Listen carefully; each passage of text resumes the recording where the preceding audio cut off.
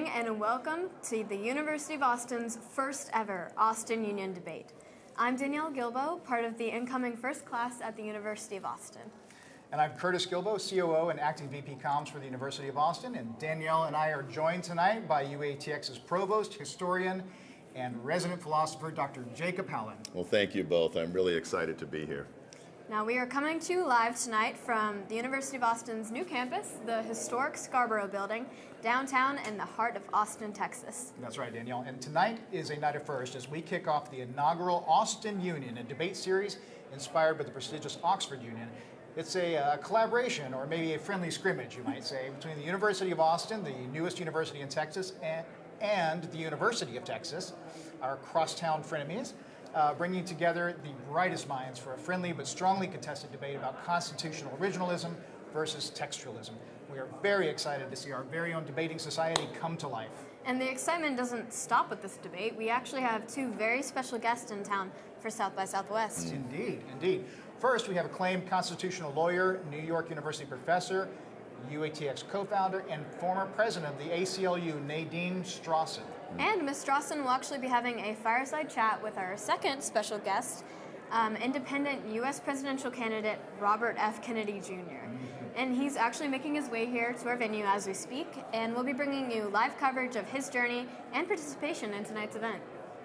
Yeah, and I think it's appropriate here to say that the University of Austin, UATX, is not officially endorsing Kennedy, but we are platforming him because even as the South by Southwest events are going on around us, many have chosen to deny him a platform. You know, that's right, Jake.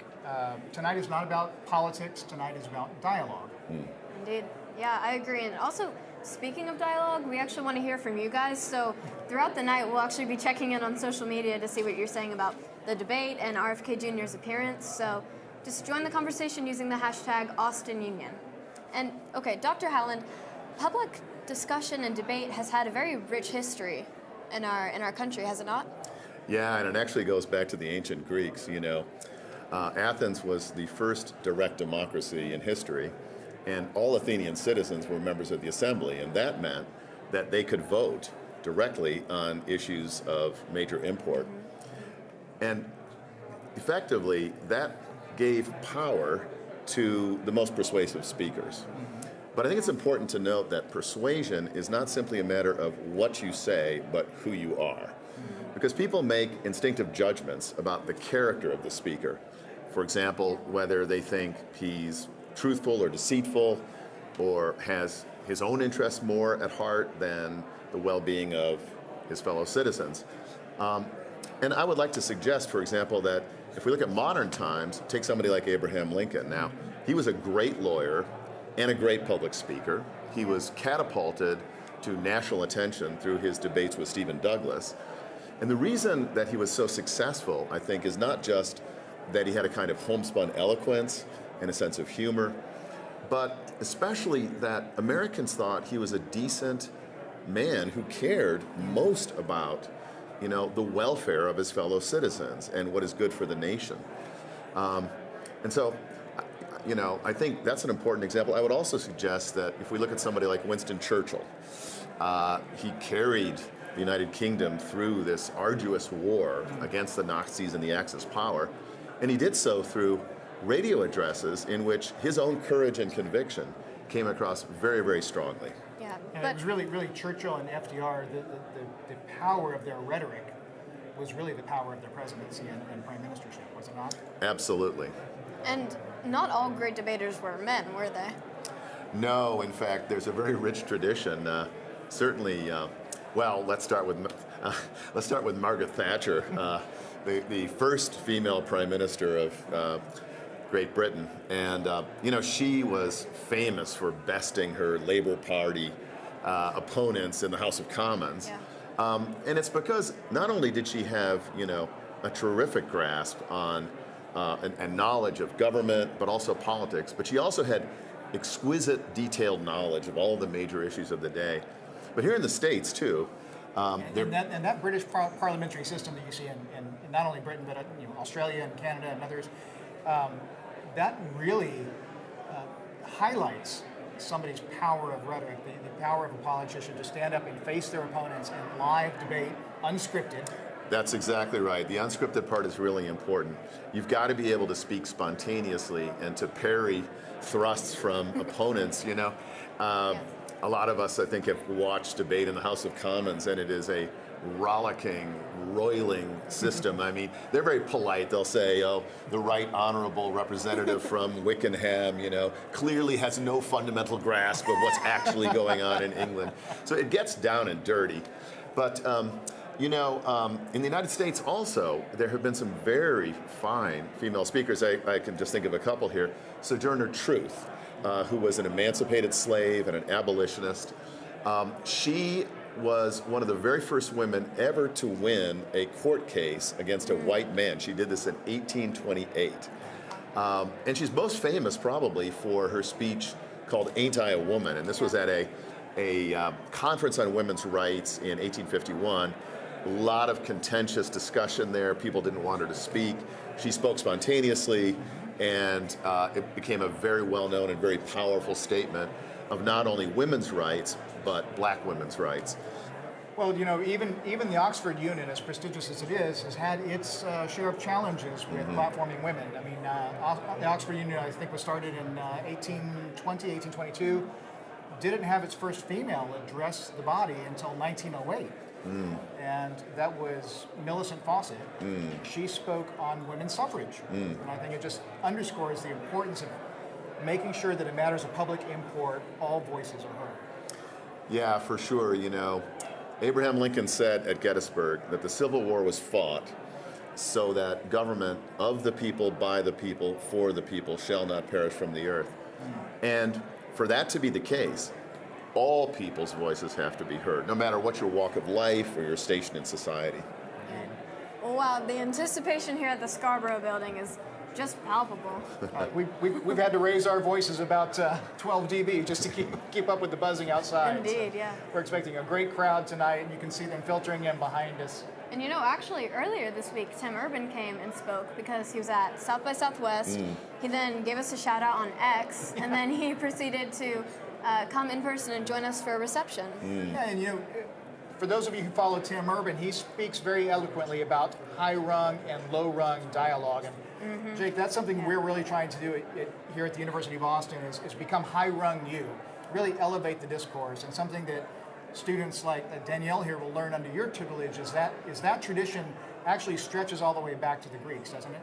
Absolutely, and you know, I often read in the papers or see in the media phrases like the national debate about race or the national debate about the environment. And usually I think there really isn't any debate because what's happening is a kind of clash of sort of tribally separated groups that are essentially yelling at each other. And for Tim Urban, he sees that as a kind of horizontal political clash. And the idea is, you know, there's a lot of anger, there's a lot of animosity. But Tim has this idea of a vertical dimension, and that's what he calls the ladder, okay? So low-rung debate is that banging heads that we see every day. High-rung debate is characterized by people with very different opinions, but who are united in their desire to get at the truth. And they know that talking to each other is a way, it's sort of a machine that generates truth. It's really the way they speak to each other. It's not just own the libs or you're a fascist. It's exactly having reasoned arguments, the kind of things that we'll hear tonight, right? Yeah, exactly. And I think he characterizes the horizontal dimension as what you think, but the vertical ladder is how you think. So do you think in a way that is designed to win a debate, to score points against your opponents, to prove that they're ignorant, or do you come together, again, with very different perspectives, but with a desire to find the truth in common? And I think this is really, really important. But I would say, like, to your first point, you know, Socrates was a high-rung debater.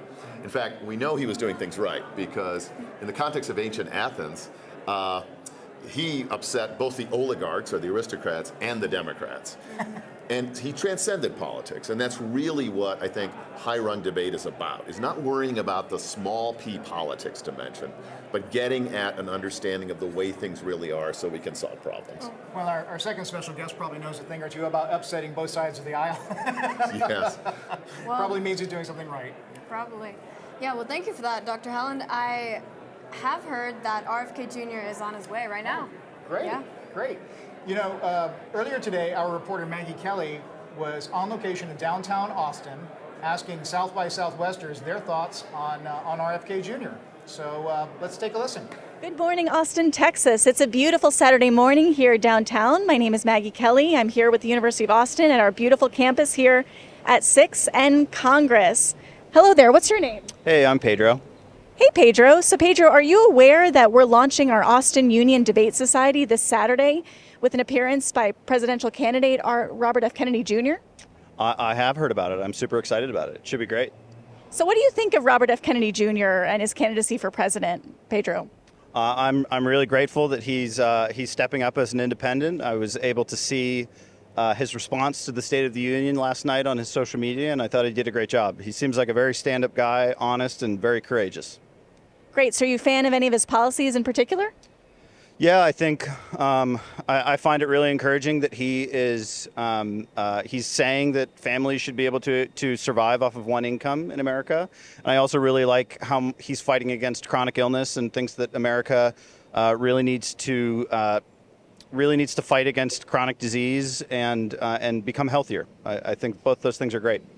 Great. So Robert F. Kennedy Jr. is engaging in conversation tomorrow at the launch of the Austin Union at the University of Austin with Nadine Strossen, past president of the American Civil Liberties Union. And Pedro, if you had one question to ask Robert F. Kennedy Jr. tomorrow at the launch of the Austin Union, what would that be? I would say, well, young people are having a particularly tough time right now in the States. Rates of depression, addiction, suicide are higher than they've ever been, as best as I can tell. And I would ask him what he would do to try to reverse that trend. Thank you so much, Pedro. Important stuff. This is Maggie Kelly in Austin, Texas with the University of Austin. Well, thank you so much for that, Maggie. You know, I think we should also emphasize that the Austin Union is not about replicating the past, but it's more about shaping the future. Yeah, absolutely. You know, I think we're confronting in this country some very important and complex issues, and they really transcend politics. Everybody should be concerned about censorship or about the environment. This is not a left or right issue. And so the Austin Union really is about teaching our students how to approach these issues thoughtfully, and again, to transcend politics, how to engage in high-run debate and discussion. Yeah, I agree. Boy, that crowd is really buzzing outside. It really is. All right, I think we're almost ready to begin. Yeah? Okay, so just before we throw it over to our MC, Special Programs Director Ben Crocker, before we do that, let us just give you a taste of what the Austin Union is actually about. We're going to preview that with this short video. Stay tuned, and then we'll be right back with our debaters tonight here at the inaugural debut of the Austin Union. In a world where discourse is often divided, a new platform emerges. Inspired by academia's great debate societies of the past millennia, the University of Austin proudly presents the Austin Union. A stage where the fearless pursuit of truth takes center stage. The Austin Union brings together UATX professors and renowned scholars from around the globe to engage in the art of debate. In this landmark event, Dean Morgan Marietta and Professor Richard Albert go head-to-head in a thought-provoking battle of wits. The question at hand: is the US Constitution broken? As the nation watches, these esteemed debaters will explore the depths of this pivotal question, challenging assumptions and seeking common ground in the pursuit of truth. The Austin Union is not just a debate society, it's a movement, a commitment to reignite the lost art of civil discourse, to bridge divides, and to inspire a new generation to engage with the pressing issues of our time. Join us as we embark on this journey of intellectual exploration. Witness history in the making at the inaugural Austin Union. Because when truth is the goal, every voice matters. Be a part of the conversation. The Austin Union, live from the University of Austin, where the pursuit of truth is more than an ideal. It's our mission.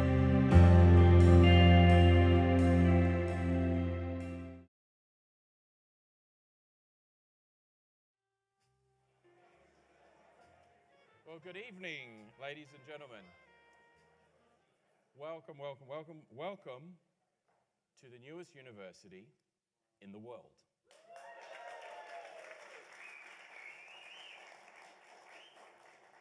My name is Ben Crocker, and I'm the Director of Special Programs here at the University of Austin.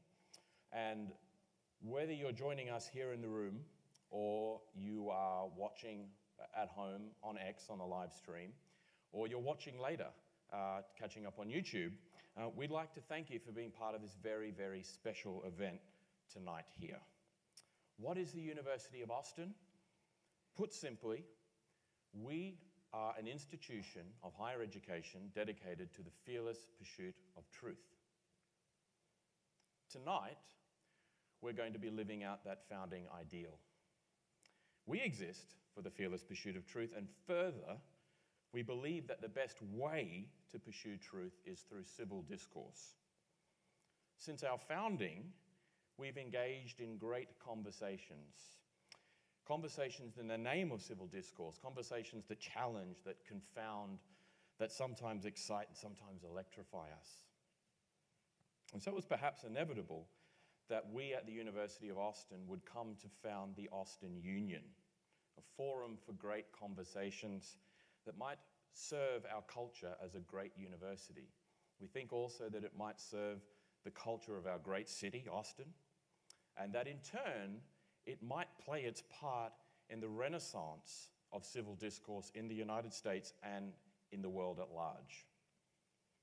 I want to acknowledge the fine contribution my colleague Olivia Hagee has made in pushing and founding this institution within the walls of this university. Thank you, Olivia.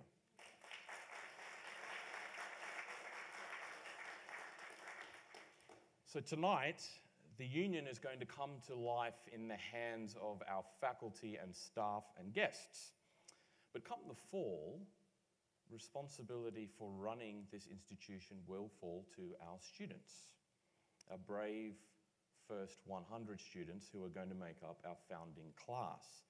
And before we go any further, it behooves me to say that applications are open now. So if you are brave, if you are bold, if you consider yourself a founder and you are willing to come and join us in building something new and wonderful for this city and for this country, then apply to be a member of the founding class at the University of Austin. We have some of our wonderful admitted students in the audience here tonight. Thank you so much for joining us. You are at the center of everything that we're doing here.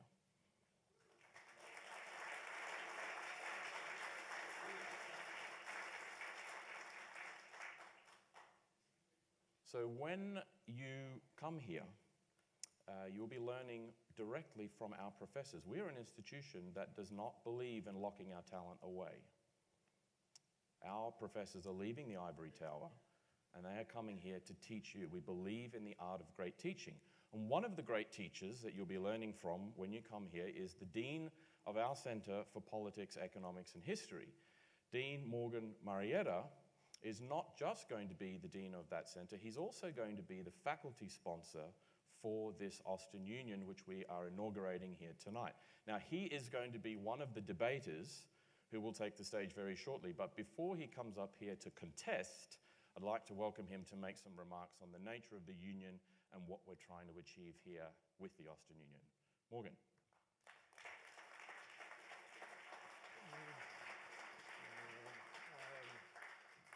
Good evening, everyone, and thank you for joining for this launch of the Austin Union.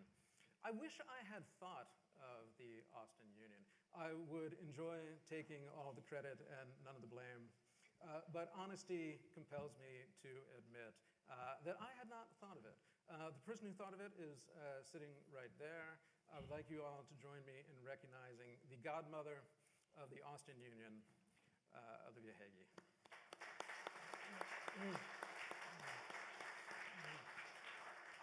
When she first proposed this idea, we immediately knew that we had to do it because the idea is simple, it is compelling, and it is that true universities must have public debate, but not the kind of debate where one learns verbal combat and the not-so-gentle art of making your opponent cry in public, because they are not your enemy. They are your partner in seeking the truth. The purpose of debate is to test your ideas in public so that we can know if they are good or bad. And then you go out afterward and have a drink together, which is my plan for tonight. At the University of Austin, no one will be shouted down, but they might be shown to be wrong. Not me, of course. Other people might be shown to be wrong. But that is the right standard. No one will be shouted down, but they might be shown to be wrong. Because at a university committed to the fearless pursuit of truth, you must have public debate. Because public debate can be frightening. It requires courage, and courage requires practice. And debate is how you seek the truth. And that is what we're going to be doing here tonight. I thank you all for joining us at the beginning. Thank you. Thank you, Morgan. Now, Morgan studies the political consequences of belief. He focuses on constitutional politics, political psychology, and facts in politics.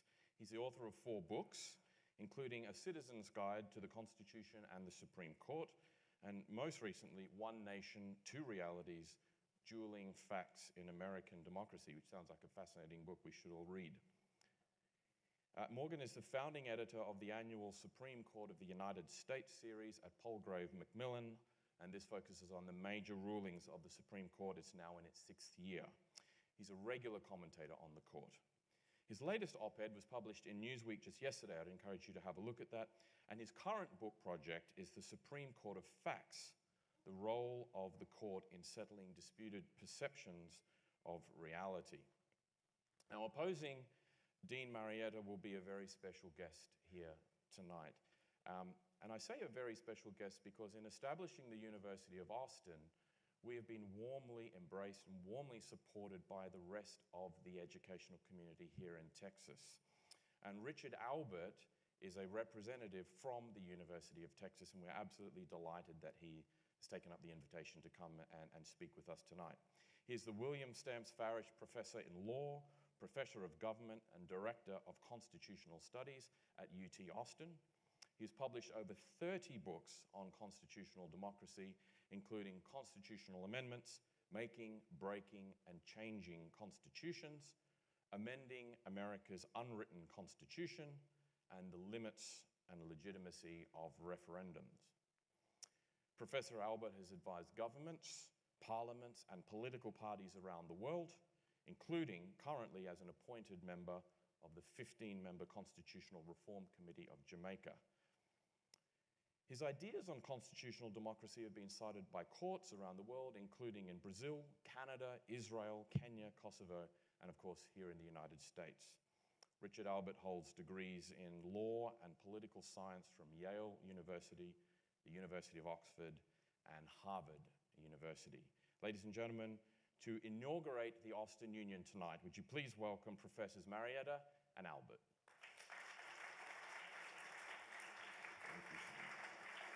Okay, thanks very much.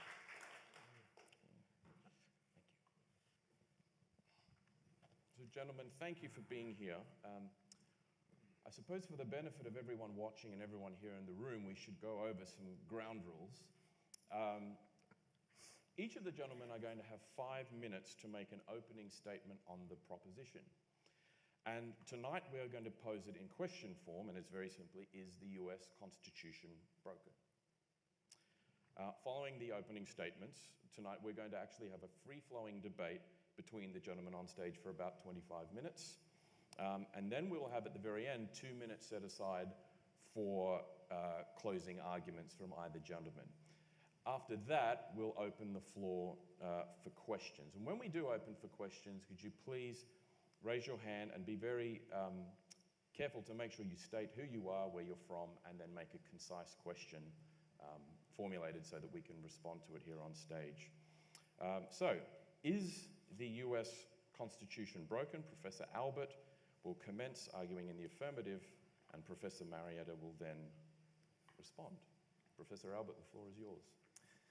Well, thank you so much for having me. It's really a pleasure to be here. I met your president for the first time just a moment ago, and I told him the truth, which is that I'm proud to be associated with this university tonight. Thank you for having me. Something extraordinary happened 235 years ago this month.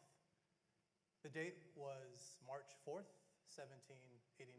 That was the first day in the life of the US Constitution. It wasn't clear at the time whether America's grand experiment would succeed. After all, America's first Constitution had just failed, and dramatically so, creating serious doubt about whether it was possible to create a government ruled by the people. The question on everyone's mind here in the United States and abroad was, would America's second Constitution fail, just as had the first? The inaugural Congress of the United States was determined to make the Constitution work, and it did just that. The first Congress created the Bill of Rights. The Bill of Rights, as you know, is a package of 10 amendments to the Constitution, a constellation of the most important rights there can be: assembly, belief, expression, dissent, and the press. Rights that set the foundation for America's resilient constitutional democracy. The Bill of Rights was possible, however, only because the Constitution allowed itself to be amended. Article 5 creates a procedure to authorize what James Madison described as useful alterations to the Constitution. Shortly after the Bill of Rights was enacted, the Supreme Court issued a ruling that the country believed to be wrong. And again, Article 5 proved its value as Congress and the states worked together to overturn the Supreme Court by enacting the 11th Amendment. The country soon thereafter confronted a constitutional crisis in the election of 1800. The country survived, but not before coming together, again using Article 5 to amend the Constitution to create the 12th Amendment. And so, in a span of 15 years, from 1789 to 1804, the Constitution of the United States was amended 12 times. 12 times. What can we infer, do you think, from the founding generation's frequent use of amendment? That Article 5 must be used. That is intended to give future generations the power to pursue the promise of the majestic words that open the doors to the Constitution in the preamble: a more perfect union. A more perfect union. Amending the Constitution is really doing justice and honor to the founders, because every amendment is an act in the continuation of the Constitution-making project initiated by the founders so long ago.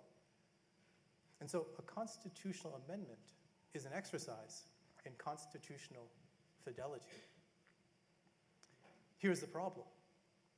For decades now, the power of amendment has sat unused, no longer used, no longer usable, and for many, no longer worth the parchment on which it was written. And that's a problem, because the founders' innovative design of Article 5 has been cast aside. No one thinking anymore about changing the Constitution through Article 5. And that's a problem. It's a problem of constitutional proportions. All of this, to me, raises a paradox, and here's the paradox. The Constitution of the United States, its text, remains frozen, unchanged for decades now. But the meaning of that text changes all of the time. All of the time. How can this be so? The answer is that the Supreme Court has commandeered the Constitution, routinely changing the meaning of the Constitution in defiance of Article 5. And so what are we to do about that? What are we to do? From my perspective,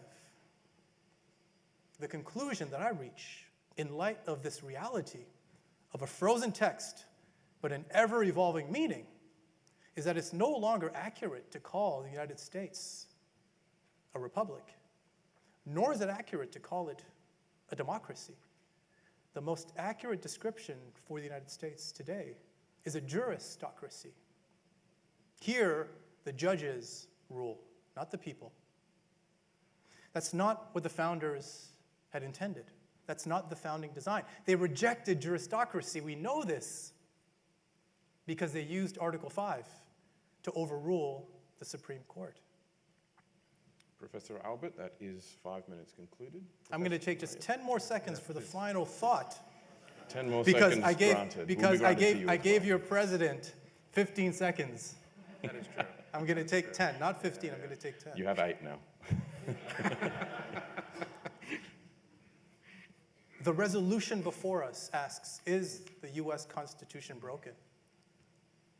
The answer is yes, and it is because the Supreme Court has broken it. Thank you, Professor. Professor Marietta, in reply? Richard, thank you. I was very, very happy that you accepted our invitation to do this opening debate of the Union, because I agree with you on so many, many important things, but not this one. So my first observation this evening is that it is not the Constitution that is broken. It is us. The Constitution is not broken, but we are. We are divided. We are polarized. We don't like each other anymore. We can't compromise. But that's just in recent politics. In a longer frame, humans are deeply flawed creatures. I needn't give you the whole catalog, but we are selfish. We are self-seeking. We are arrogant. We are prideful. And I think I have some insight into that because I belong to, I think, the most prideful profession in the United States. And what is a constitution to do with such flawed people? Well, the good news is the Constitution was designed for such flawed people. The founders themselves had a very negative view of human nature. Madison himself famously wrote that if men were angels, we wouldn't need to have these debates about government. And if angels were ruling over us, then everything would be fine. But sadly, they are not. We only have flawed humans attempting to govern other flawed humans. And the Constitution's answer for that is to recognize those flaws and limit us. It is meant to restrain our flaws, because as flawed people, we will try to create a perfect society and solve all of these problems and do it very poorly. The amendment rule in the Constitution is that it can only be amended if we have a consensus, if we are in agreement. But we are not now, so we cannot amend it. We must keep the good rules, because we will only gain bad ones if we try to amend it while we are divided. Imagine if we now started going back and forth and back and forth, and the battleground of our politics would become the Constitution itself. But the Constitution is meant to be what unifies us, not our divisive point. And what we agree on is that we want a free society. The purpose of the Constitution is to protect a free society. Before we can even argue about whether it's broken, we have to recognize its purpose. And its purpose is to establish and protect our liberties. The Constitution is a shield of your freedoms. It is not a race car. If we wanted it to be a race car to zoom off to a new and perfect future, we could try that, but I don't recommend it. A shield will not drive you off a cliff. A shield will not drive you into a wall. And our shield is not broken. The second point and the argument I'd like to make today is about the nature of hubris, which I have mentioned. I'd like to have a brief thought experiment. If you imagined walking out on the stage tonight, not us, but the founders themselves. If you had Washington, if you had John Adams, bring in Sam as well for the beer. Franklin, one of the great minds of his time. Jefferson, one of the greatest minds of all time. You had Hamilton, who I hear is not only a great statesman, but can also sing. Gouverneur Morris, who wrote the preamble, my favorite of the founders with the peg leg. And I left out almost James Madison himself. And if you have them all standing here and recognize that the Constitution is not the product of one of those brilliant minds, it is the overlapping point or the consensus of those minds. And that is what true genius is the overlap of several geniuses. And ask yourself this one honest question. Who's smarter? Them or you? I have been accused of arrogance. There is evidence for that debate, which we can have at a different time. But I am not that arrogant. I honestly believe that if my views and conclusions dispute those brilliant people, they're probably right, and I should probably listen to them. At least judge very carefully before I decide that contemporary Americans are more talented than the founding generation. Let me conclude by saying that this is often called the dead hand problem, which Jefferson called it, that he didn't want the dead hand of the past to restrain us. And frankly, I think a lot of people in the contemporary world think that the dead hand is giving us the finger. But I don't think so. I don't. I think the dead hand of the past is holding us up. I think the dead hands are lifting us so that we can see above our own arrogance.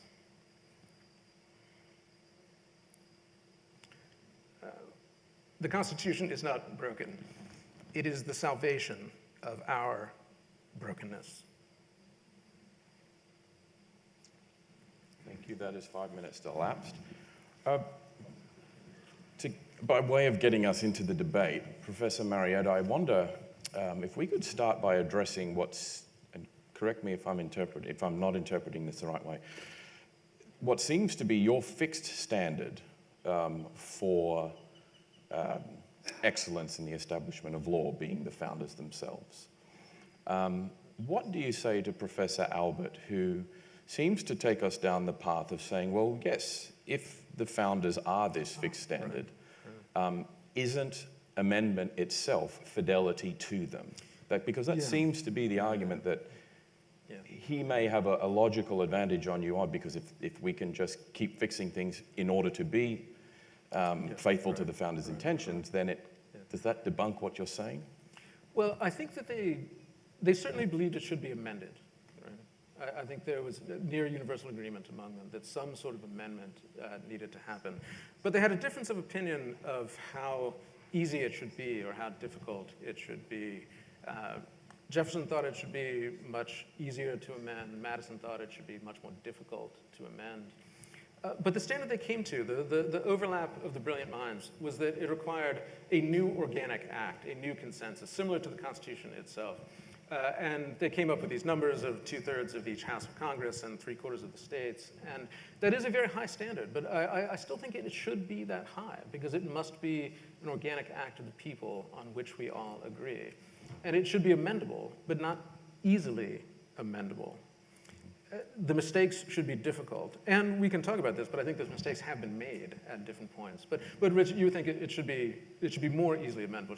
Should the standard go down from the 2/3 and 3/4 of the states? Or do you have an idea of what would be a more optimal level? I have some ideas about how to remake Article 5, but we don't even need to get to that point, because I want to raise a contrast. The contrast is between Madison and Jefferson. You alluded to this very important contrast. And I'm glad you described Jefferson as one of the most brilliant, because indeed he was. Yeah.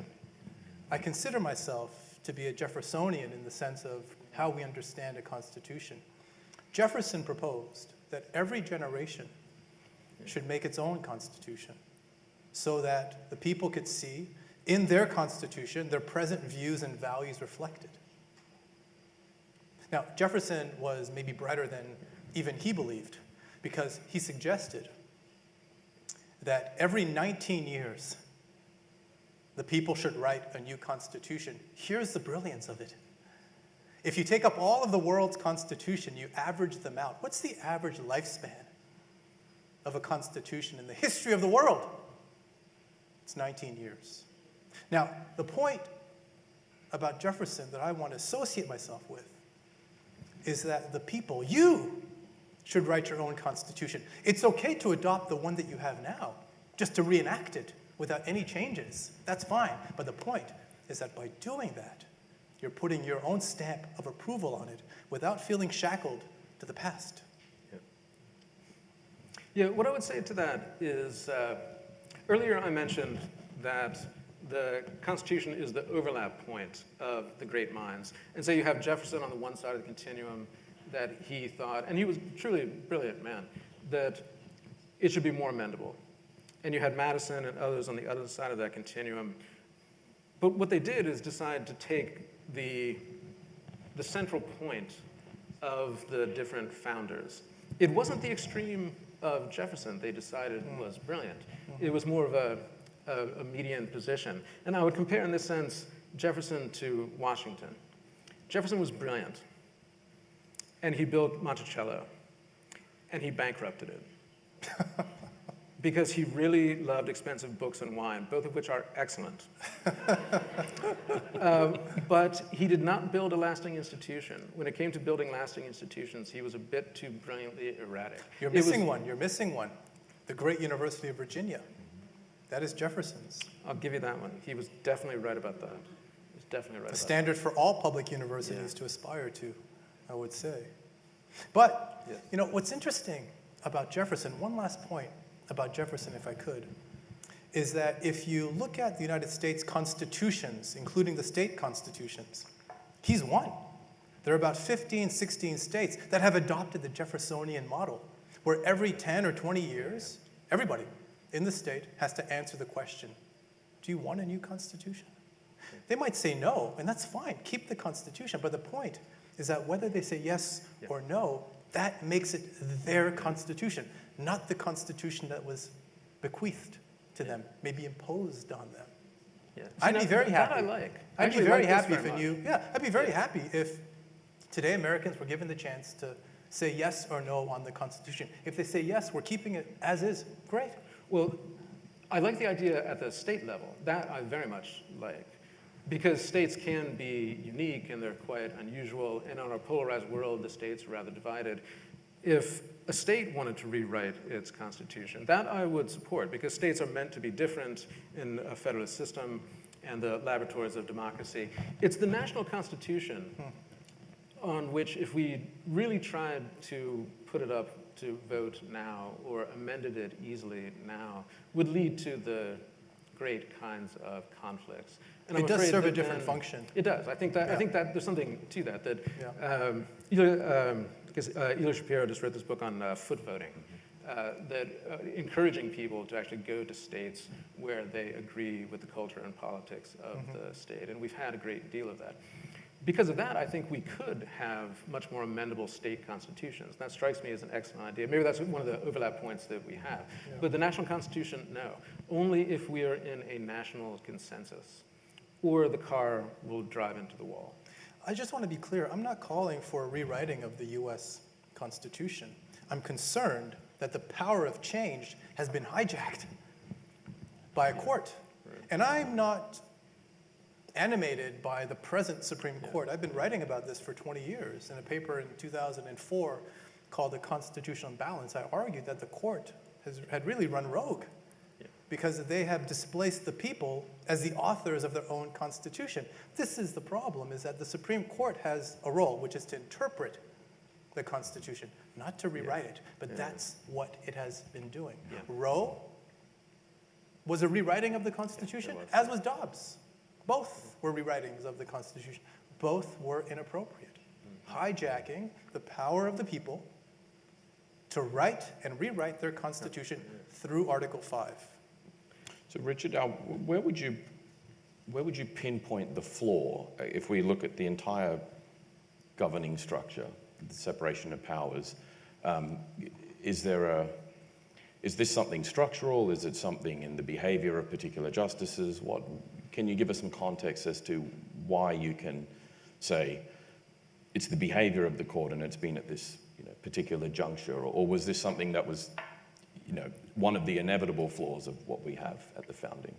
I think there are two items to identify here. One is the extraordinary difficulty of constitutional amendment. Some see that as a flaw, some see that as a feature. But the more important point, I think, is related to something you said, Morgan, if I may, which is that Congress, nor the president, nor the states have asserted themselves over the Supreme Court. They've allowed the Supreme Court to become the dominant institution in the architecture of the US Constitution. And that's not the way it was intended to be. By the way, the Supreme Court was referred to as the least dangerous branch in the Federalist Papers. No one would have imagined, no one, that the Supreme Court would become as powerful as it had, choosing the winner of an election, determining which rights you have and don't have. I mean, this is not a role for the court. The role for the court is to interpret the Constitution, to interpret the statutes enacted by legislators, to rein in the president when he or she or they violate the Constitution, not to make new amendments to the Constitution. Yet that's what the Supreme Court has been doing. So, Professor, we agree. Would you like to respond? Yes, we very much agree on this, that the 20th century history of the Supreme Court was the court taking way more power than it is given under the system. And Rich and I agree that the written constitution, constitutionalism, the value of following a written basic law is remarkably important to civilization. And when the court decides that it can amend the Constitution without it being amended, the court becomes the agency of amendment, which is essentially what living constitutionalism is. This is why I essentially think that living constitutionalism is a misguided idea. It was born in the idea that elites could be smarter than the Constitution, what I've already argued against, and that the justices could rewrite it themselves by interpreting the change in values of the country without the country speaking, the justices themselves saying that we will speak for the country, which was never the design.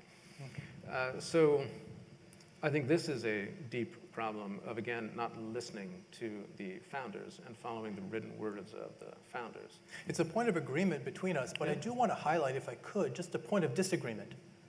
And the point of disagreement is that I think we lose something when we don't exercise our muscle of constitutional amendment. Those muscles atrophy.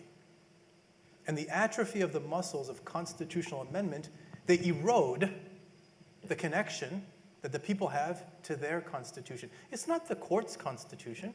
That's right. It's not Congress's constitution. It's not the president's constitution. It's the people's constitution. And not having amended the Constitution since 1992, some don't even count 92 as the last amendment because it's so irregular. Some go back to 1971. If that's the case, that's half a century without exercising the muscle that the founders wanted you to exercise. They did it 12 times in 15 years. That is nothing if not modeling for you how the Constitution should operate. Let's maybe not completely leave that behind, but I think we're finding agreement on, perhaps we say the people are broken, the Constitution may be broken, but we agree that the court is broken. Marietta, do you think, what would be your threshold case? Or when do we say, okay, we've had a rough decade, a rough 50 years, a rough century? Is there a point at which you would take this idea seriously that this is just not cutting the mustard and we need to We need to, yes, a dead hand has to have a virtuous outcome on why we're persisting with it. Yes. When the dead hand has actually lifted us up to look over on our own arrogance, when we have done that, then I will agree. When it is clear that the movements to amend the Constitution understand the Constitution as it is written, they are not petulant. They are not asking for the race car to zoom off and solve problems. The founders' vision was clear that flawed humanity should be freed. And that's a strange contradiction, but if humans are flawed, they must be freed to fix themselves through the exercise of their own rights and the recognition of their own equality. If we did that, if it were much more thoughtful, then I would support it, but I frankly don't see that. That's why institutions like University of Austin is so important, where the idea is to focus on the history and significance of the ideas we have inherited, and then begin to apply them and think about improvements of the world. But there's such a hurry, there's such a McDonaldization of jumping to it so quickly before we've done that first part. That I would deeply support. There's a lost tradition of amendment in this country, and I think I agree with you, actually, Morgan, that we don't want to give the people at present all of the power because they're not going to agree on anything. Yeah. And you might not even trust them. Now, I trust the people because my understanding of a constitution is that the highest source of legitimacy is the people themselves. That's, for me, a constitution.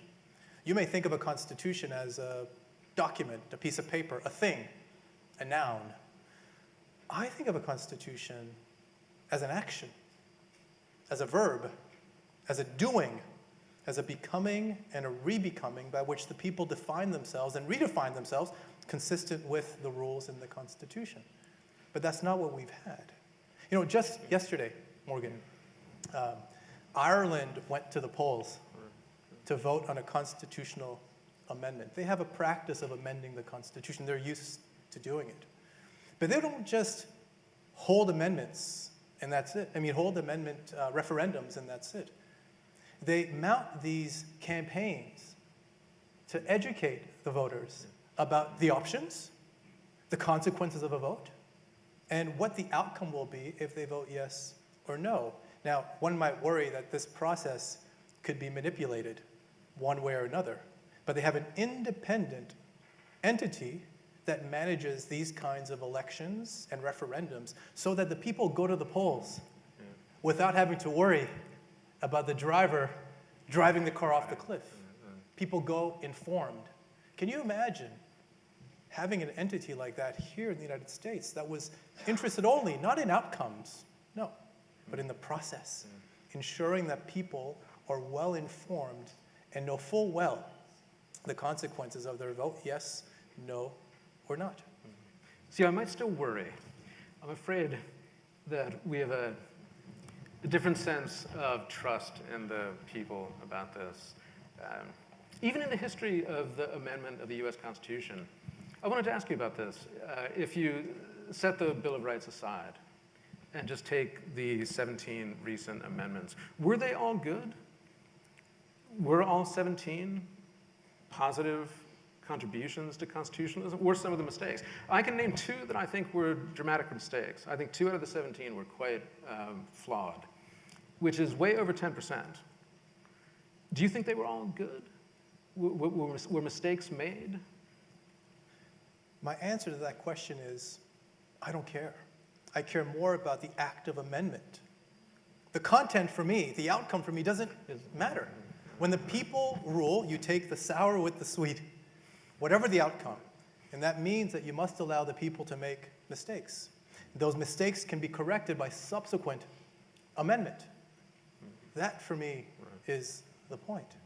Now, the founders were brilliant, but they believed very deeply in their creation, and they made it hard to amend.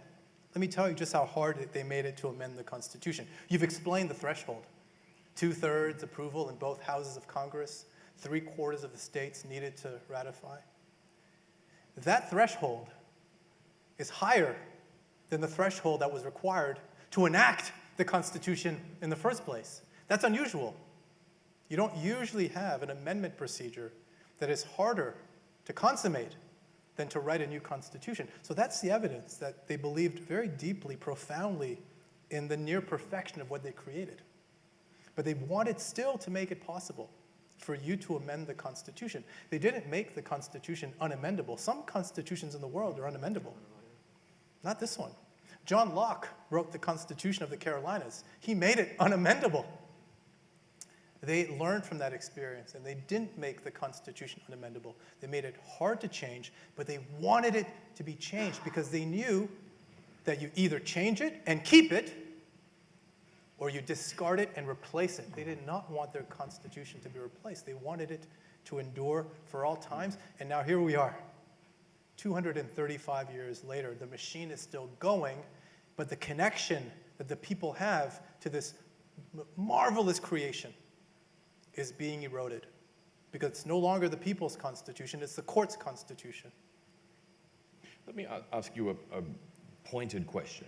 Do you think if the power of amendment was brought closer to the people, was made easier, was brought within firmer grasp, would we have a better country or a worse country? Or is the principle that it just doesn't matter, that there is a moral principle in bringing the people closer to their constitution regardless? The principle is that the people are the masters of their constitutional home. The Article 5 procedures, that's the deed to the House. That's the deed to the Constitution. If you don't use it, you're going to lose it. And so, for me, the power of exercising the right to amendment is a way of reinforcing one's ownership of the Constitution. Because if that goes, and it has gone, then it's no longer your Constitution. And we see evidence of this in the states. The states, Morgan, you're absolutely right. I agree with you.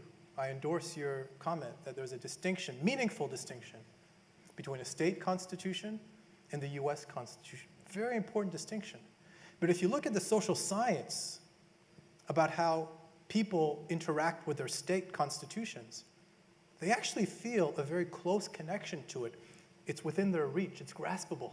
They're asked regularly, do you want to change it? They're asked to vote on it regularly. There are popular initiatives. They can suggest amendments themselves. So there's a disconnect between the people and their constitution. And I might say, Morgan, connecting it to your opening remarks, which were persuasive to me. The fact that there's a disconnect between the people and their constitution, that might be the reason for the disenchantment that you've identified.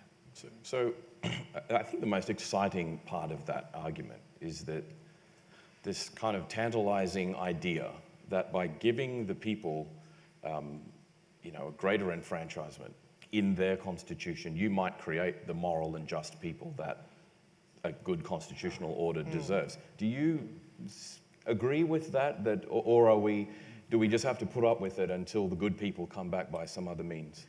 I have my fears of giving the adolescents the keys to the car before the teaching is in place. Some of you might have been wondering which of the amendments of the recent ones I did think were wrong. The obvious one was the 18th. That was corrected by the 21st. And Richard, you made the point that these things are correctable, but often at great cost. We had a dozen or 13 years of tremendous violence, tremendous disruption in the country. I might add a tremendous loss in whiskey distilling knowledge of bourbon in the Americas, which I deeply regret. But the other one that I actually think was really quite bad was the 26th, which is youth voting. And I might lose a few of the students in the audience with this argument. But I don't think, just like the 18th was not put in place, honestly, many of you might know that the 18th was put in place as a war effort to save grain, to not use it in World War I, which ended by the time it went into place, when it really had other much nastier motives. It was an anti-immigrant sentiment that the Protestants didn't like the Catholics, the Irish, and the Italians drinking so much. It had negative motives. It was not passed honestly. And the youth amendment of voting wasn't entirely honest either. That was grounded in the argument that because we are sending boys to Vietnam, that they should be able to vote on it. You could argue the mistake was the first one rather than the second one. I still don't know why we changed the process of bringing soldiers into the Army from World War II and the Korean War, when the draft was people in their 20s and 30s as well. We didn't think the draft was simply for 18-year-olds. The mistake was probably changing it to be 18-year-olds, but since we made that mistake, we decided they had to vote as well. But a professor of mine used to say to students, and we didn't like it at the time, you don't know anything yet.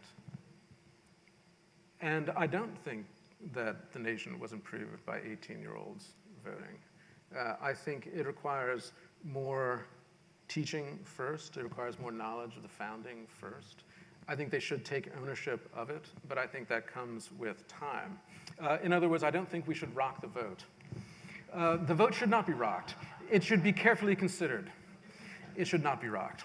That could be one of my more controversial things today to say, but even if you don't agree with me on the 26th, you might on the 18th. But I'm afraid that mistakes will continue to be made, especially in the current polarized world. And on the subject of mistakes, what if the Supreme Court makes a mistake? What happens when the Supreme Court gets it wrong? You're stuck with it, because the only way to fix that error is to overrule the Supreme Court by constitutional amendment. That's happened 5 times in American history. Can't do it today. Partisan division, division across the country. You can't agree. Congress can't even pass a law. Imagine getting 2/3 of both houses of Congress to agree to an amendment and 3/4 of the states to ratify that amendment, which means that you're stuck with the Supreme Court's rulings. If you're ideologically aligned with the current Supreme Court, congratulations. You won't always be. What happens then? Which is why it's better to cast your lot with the people who have the power through Article 5 to change the errors, fix the mistakes that the Supreme Court makes. I did want to say one more thing if I could, because I don't want to give the impression that I think the founders were perfect, because of course they were not. They made something unamendable in the US Constitution. One thing was made unamendable. If you don't know what unamendability means, let me give you some examples. The German Basic Law, which operates as its constitution, makes human dignity unamendable. This, of course, is a response to the horrors of the Second World War. The Brazilian Constitution makes federalism unamendable. France makes republicanism unamendable, a rejection of monarchy. Namibia makes all rights and freedoms unamendable. The one thing that the US Constitution makes unamendable, anyone know?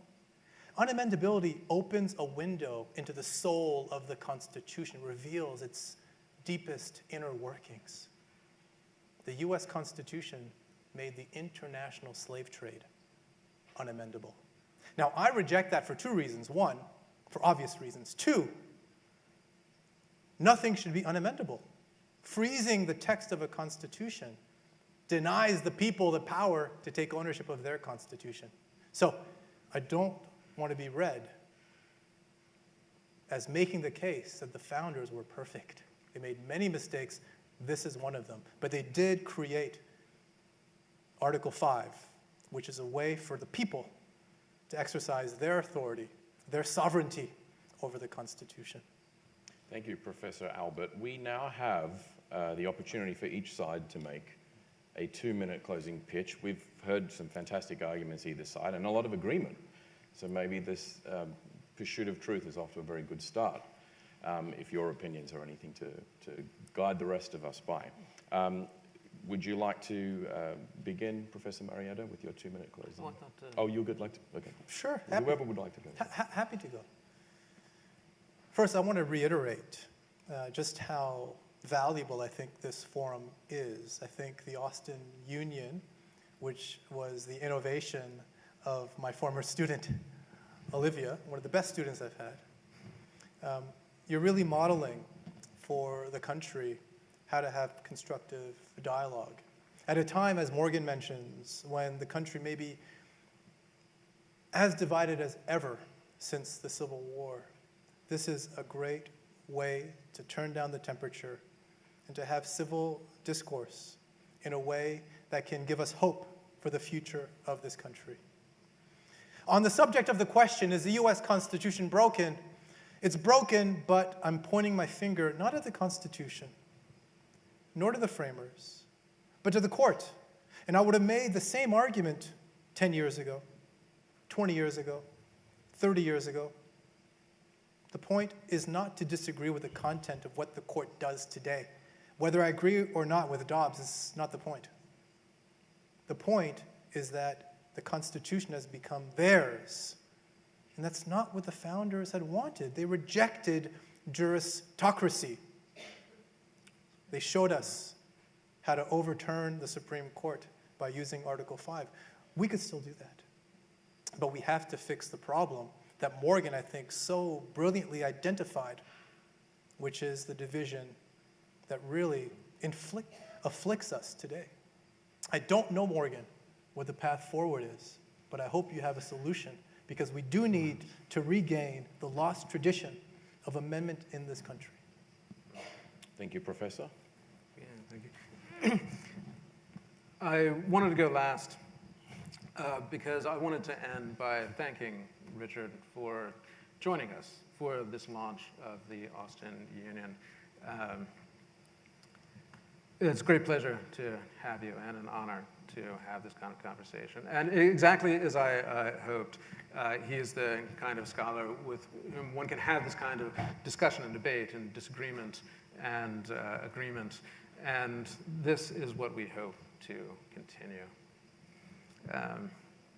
My whole career, I've made the argument that the Constitution is not an elite document that is meant to be read just by judges in robes and debated by law faculty. FDR described it as not a lawyer's document, but a layman's document. It is ours and meant to be debated by us. I'd like to end with the famous quote by the great Texan Barbara Jordan. And when she was speaking in Congress during the Nixon impeachment, she famously said, "My faith in the Constitution is whole. It is complete. It is total." Why? Is it because as a black woman she had faced no hurdles? No. Is it because as a lesbian she was accepted everywhere? No.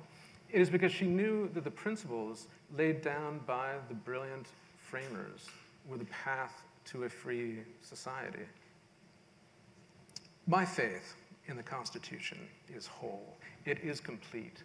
It is total. I know that Richard also has faith in the Constitution and the idea of constitutionalism. Where we disagree is how amendable it should be. Should it be teaching us, or should we be attempting to teach it? And that, I think, is the great question that we have to ask ourselves and answer.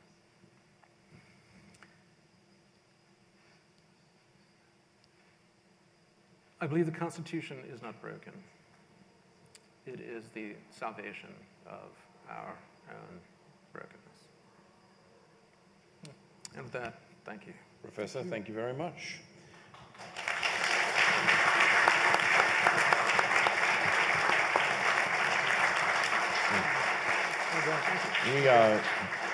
Before we move to Q&A, I'll just say we are not going to declare a winner tonight, lest we spark a civil war on the grounds of the Capitol between these two great institutions.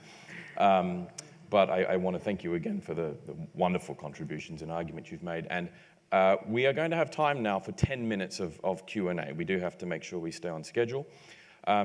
Could you, if you would like to ask a question, raise your hand when one of our moderators comes to you, stand, introduce yourself, and a concise question, please.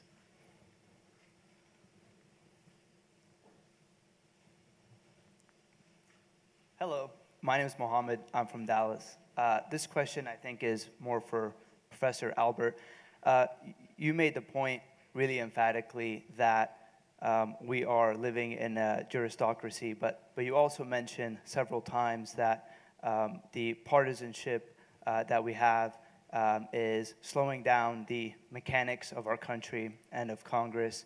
And so I kind of have a two-part question. My first one is, do you really think it's the fault of the Supreme Court if it is the Congress that is not passing amendments? Don't you think that if there's no laws being passed, I think every year we set a new record for fewer and fewer bills, don't you think that means that if the Supreme Court does nothing, we have a static democracy and a static set of laws? And then my add-on question to that is, if the Congress is doing very little, we've had several decades of growth in executive power, some would say executive overreach of the executive branch. Don't you think that the Supreme Court then must be more activist and must be more involved to do the job that the Congress is not, of legislating the executive branch? Thanks. Thank you so much for both questions. Really fun questions to ask and to answer. The design of the US Constitution is to make possible incremental change. That's why it's so hard to do anything. It's hard to amend the Constitution. It's hard to pass a bill into law. And that has an advantage. It means that it makes it hard to do bad things, but the consequence is that it makes it hard to do good things too. In the face of all of this, the role of the court is not to look to Congress and say, you're not doing anything, so we'll do it for you. The role of the court is to protect the Constitution. When Congress passes a bill into law, the role of the court is to evaluate whether that law is consistent with the Constitution. Not to say, well, they're not doing anything, so we're going to take a step further and amend the Constitution to do what they could not do. Because you see, when that happens, that transforms inappropriately the role of the court from interpreter to author. And the court is not the maker of the Constitution. It should not be that. It has become that, but it should not be that. Any thoughts on this, Morgan? Yeah, I think that I very much agree, and this is a very good question. There's this argument in constitutional circles that the Constitution is self-adjusting, which is to say that if the powers of one branch are being blocked or can't be executed for any reason, powers of the other branch simply rise to meet the occasion. I think this is fundamentally wrong. This was not the constitutional design. If we're polarized and can't make a decision, then we don't make a decision. Then the decision is that we don't do anything, that we stay where we are. People don't gain additional powers over us because other people don't have them. The court has taken the role of filling some of this space, sometimes quite badly, but sometimes well. One point I want to make is that in an era of polarization, when some institutions are asserting powers that they constitutionally do not have, then the court becomes busy. And you could say the court is busier now than it was before, but that could well be because there's so much bad behavior that the court has to rein in. You'll note that this term, the court is reining in a great deal of the administrative state. And that is because the administrative state has taken on more and more and more power, and the court is beginning to recognize that it has exceeded the bounds of the Constitution. In an era of bad behavior, the court will be busy. And that's not necessarily a bad thing. No disagreement there, only to say that one must be, I think, outcome neutral. You can't reverse engineer how you feel about the court. If the court is acting in a way that you like, but still defying Article 5 and its role, it's inappropriate to say, well, good.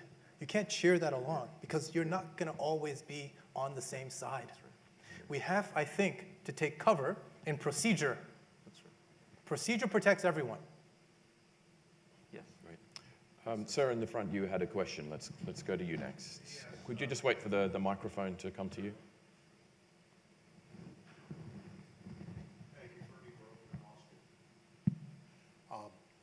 And this is a question for both of you. If there was a constitution of the states, and you were each asked your suggestions regarding amending Article 5 and the thresholds within Article 5, what would your suggestions be? Did you all hear the question? If there's a convention and we're given the option of making recommendations for how to change Article 5, the procedure of amendment, what would those be?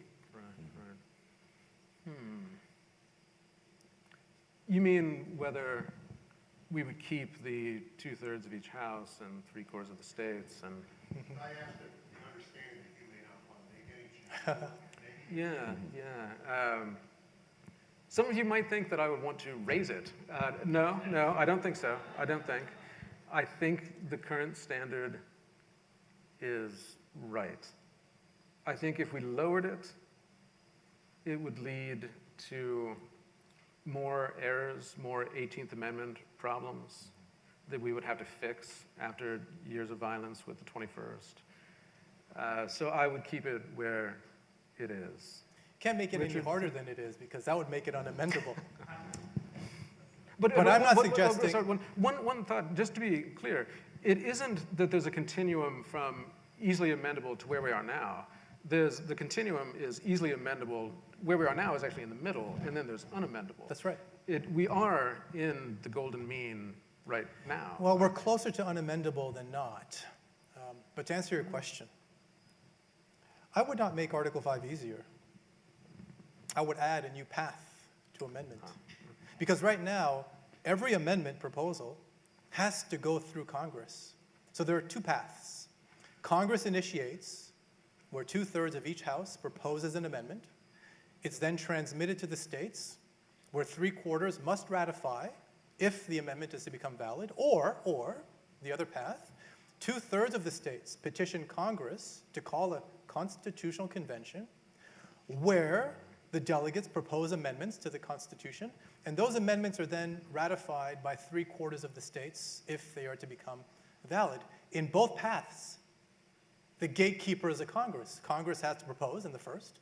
In the second path, Congress has to recognize the validity of the petitions. What if there's an amendment that someone wants to make, all of you want to make, to impose term limits on Congress, or to reduce the pay of congresspersons, or to do something that rebalances the power between Congress and the presidency, or whatever the case may be? Congress is not going to be hospitable to that amendment. And so, to answer your question, thank you for the question, I would add another route to amendment that doesn't go through Congress, that bypasses the Congress. What might that be? I have many ideas. One idea is to allow the president to send an amendment proposal directly to the people in a national referendum. But it wouldn't be just 51% plus one. That would not be sufficient to amend the Constitution, because then you just have the coasts being able to agree. You'd have to have a certain kind of quorum where the threshold required to ratify the referendum would be high enough such that we would be confident that it reflected the considered judgment of the people of the United States, not just 50% plus one. So that's an alternative amendment procedure that circumvents the possible obstruction that we get with Congress, and that simultaneously validates and reinforces the reality that this is a popular sovereignty, where here the people rule. That's one idea. Okay. If there are other questions, you will need to make them in 15 seconds, and I'll give the gentlemen 1 minute each to respond if anyone else has a further question. Yes, sir, at the back, I think your hand was up first. So let's have you state very quickly the question, and I'll give each speaker 1 minute. Sure. My name is Cabot. I'm from Austin. And the question is, it seems like the Supreme Court issue overreach is kind of a structural issue. What kind of amendment or other resolution would either of you propose to sort of resolve that, or is that unresolvable? Right. Well, I thought this might come up earlier about the limitation on the terms of the justices. Akhil Amar, who's a great constitutional commentator, and I think both of us have a high regard for He was my Amar. professor. Yeah. He has been advocating this solution. And I forget exactly how the math works out. I believe it's 18-year terms, and that gives every president, is it 1 or 2 appointments? And they would be staggered in this way. And that would avoid a number of the problems. It would avoid the problems of the very aged justices not retiring or leaving unexpectedly. It would change a lot of the dishonest theater of the appointment and the confirmation process, which, it's too bad we don't have time to talk about this, but we might agree that that has become rather dishonest and too much theater and not enough substance. And it would avoid a lot of these problems. So I would support that amendment, contrary perhaps to what I've said before. I would support that amendment, but at the threshold of public discussion and the 2/3 and 3/4. And I think that would go a long way to solving the problem that you mentioned. 1 minute, Professor. That's one possibility. Another possibility is to look back to the founding era for an answer to the question of what to do with a court gone rogue. In Pennsylvania, there was a body called the Council of Censors. In New York, there was a body called the Council of Revision. What do these bodies do? They were bodies in Pennsylvania staffed by people, just like you, elected every 7 years to review the rulings of the High Court. Did they get it right? Did they get it wrong? If they got it right, those judgments were annulled. This is, I think, another idea that one could put on the table for how to rein in a court, and also how to ensure that the Constitution is interpreted in a way that's consistent with present views and values. So that's a second possibility to add to the one that Morgan brought to the table. But there are many, many ideas out there for how to rein in the court. And again, remember, I would make this argument today, just as I would as strongly 20 years ago, 30 years ago, has nothing to do with the current ascendant conservative supermajority on the court. Nothing to do with that. I may be conservative for all you know. The point is a structural one. It's a principled one, where we put our faith in procedure with the hope that the right outcomes will be produced as a result. Richard, Albert, Morgan, Marietta, thank you very much for your time, for your contributions. Thank you very much. We are going to take a very short break, and I do mean very short. We're going to respect the candidate's time tonight, who has a hard out, and we will be back after a 5-minute bathroom break, only 5 minutes, and we'll see you again very soon. I've been told to give you instructions for the after party, which you shouldn't go to yet, but it is at Ruth's Chris Steakhouse downstairs, and your wristband will get you in. You are able to join there for a photo opportunity with Mr. Kennedy if you would like. There'll be food, there'll be drinks, and there'll be, as there always is, swag. So see you in 5 minutes. Hey, congratulations. Wow, I mean, what an engaging debate that was. You know? My gosh, that was incredible. That was incredible. I think my favorite point made was that the Constitution isn't broken, it's the people. Yes. Because people also use that to say, you know, guns are killing people. It's not the guns, it's the people behind them, you know? And I think that that's a very, very good point made by him. Yeah, I think that's what Morgan was driving at. Wouldn't you say, Jake? Yeah, I mean, I thought it was a really interesting debate. I think both Professor Albert and Professor Marietta agreed on a lot of points. Yeah. They both seem to think that the Supreme Court has too much power. Professor Albert, I thought, made an excellent point about the fact that we haven't engaged in amending the Constitution in a long time, and there's a kind of muscle memory loss, right? Yeah. And so the people are further and further detached from the Constitution. You know, I would say that that's not the only problem, because there's also been a significant decline in civics education. I think, you know, back when I was in school, we learned about the Constitution, and there was a course called civics. There have been a number of tests that show that American high school students really don't know much about U.S. history or the U.S. Constitution. And that leads me to feel that Professor Marietta had a solid point when he said that the people are broken. Yeah. So it's not just that we haven't been, you know, amending the Constitution for 50 years that has distanced us from our understanding of the Constitution. It's that we don't really know anything about the Constitution, and we don't sort of understand the fundamentals of the laws that have structured this country and allowed us to have these lives of liberty, ordered liberty. Yeah. It was interesting to hear Professor Marietta say that he gave two examples of amendments that he thought were deficient, and one was the 18th Amendment, prohibition, and he pointed out certain motives behind that, and it certainly is the case that a lot of the sort of advocates for temperance were anti-immigrant. I mean, this is just a fact, and they were upset with the Italian immigrants, Irish immigrants, and a lot of that came, frankly, from the Protestant churches that, congregations were opposed to drinking alcohol to begin with, and this was kind of used as a cudgel against immigrants. But also the 21st Amendment. And it was very interesting when he said, there was a mistake, and that was that between World War II and the Vietnam War, we lowered the age of draft to 18. And so then the government thought, well, we have to correct this, because if you're old enough to go to war, you ought to be old enough to vote. So they compounded, in Professor Marietta's view, this mistake. But I thought, let me just say, I thought this was an excellent inauguration of the Austin Union, because what we saw here are two really intelligent, in fact, brilliant constitutional scholars. Well, a kind of artificial opposition. One's from the University of Texas, one's from the University of Austin, so we can sort of play that up. We're not going to have a football team, and even if we did, we're not going to be challenging the University of Texas. I don't think they're worried about that. But they took different sides, they agreed on a number of things, and it seemed to me that the audience really had an opportunity to gain a kind of education in listening to them talk.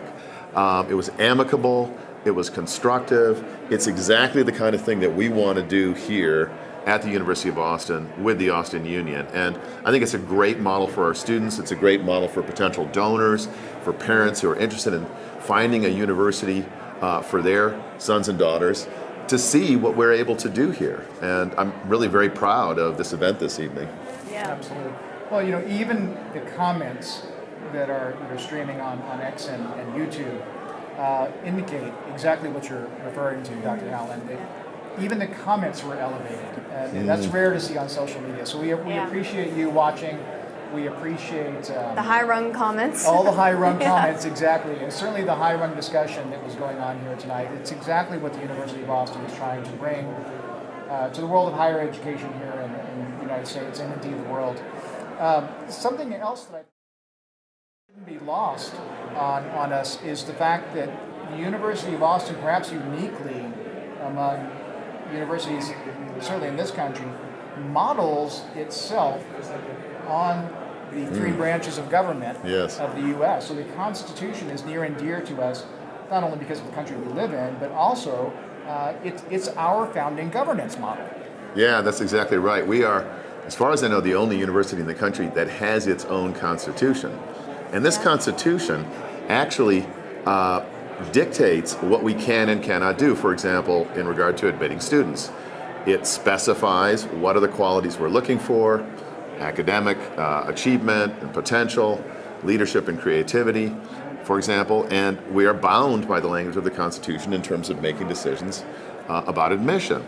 It also introduces a version of the Supreme Court, one that I hope 100 years from now people won't look back and say, well, our Supreme Court has too much power, and that is an adjudicative panel. It's kind of the Supreme Court of the university. Say that 3 times fast. Adjudicative panel, adjudicative panel, adjudicative panel. Well done. That was great, yeah. And the purpose of the adjudicative panel is to entertain any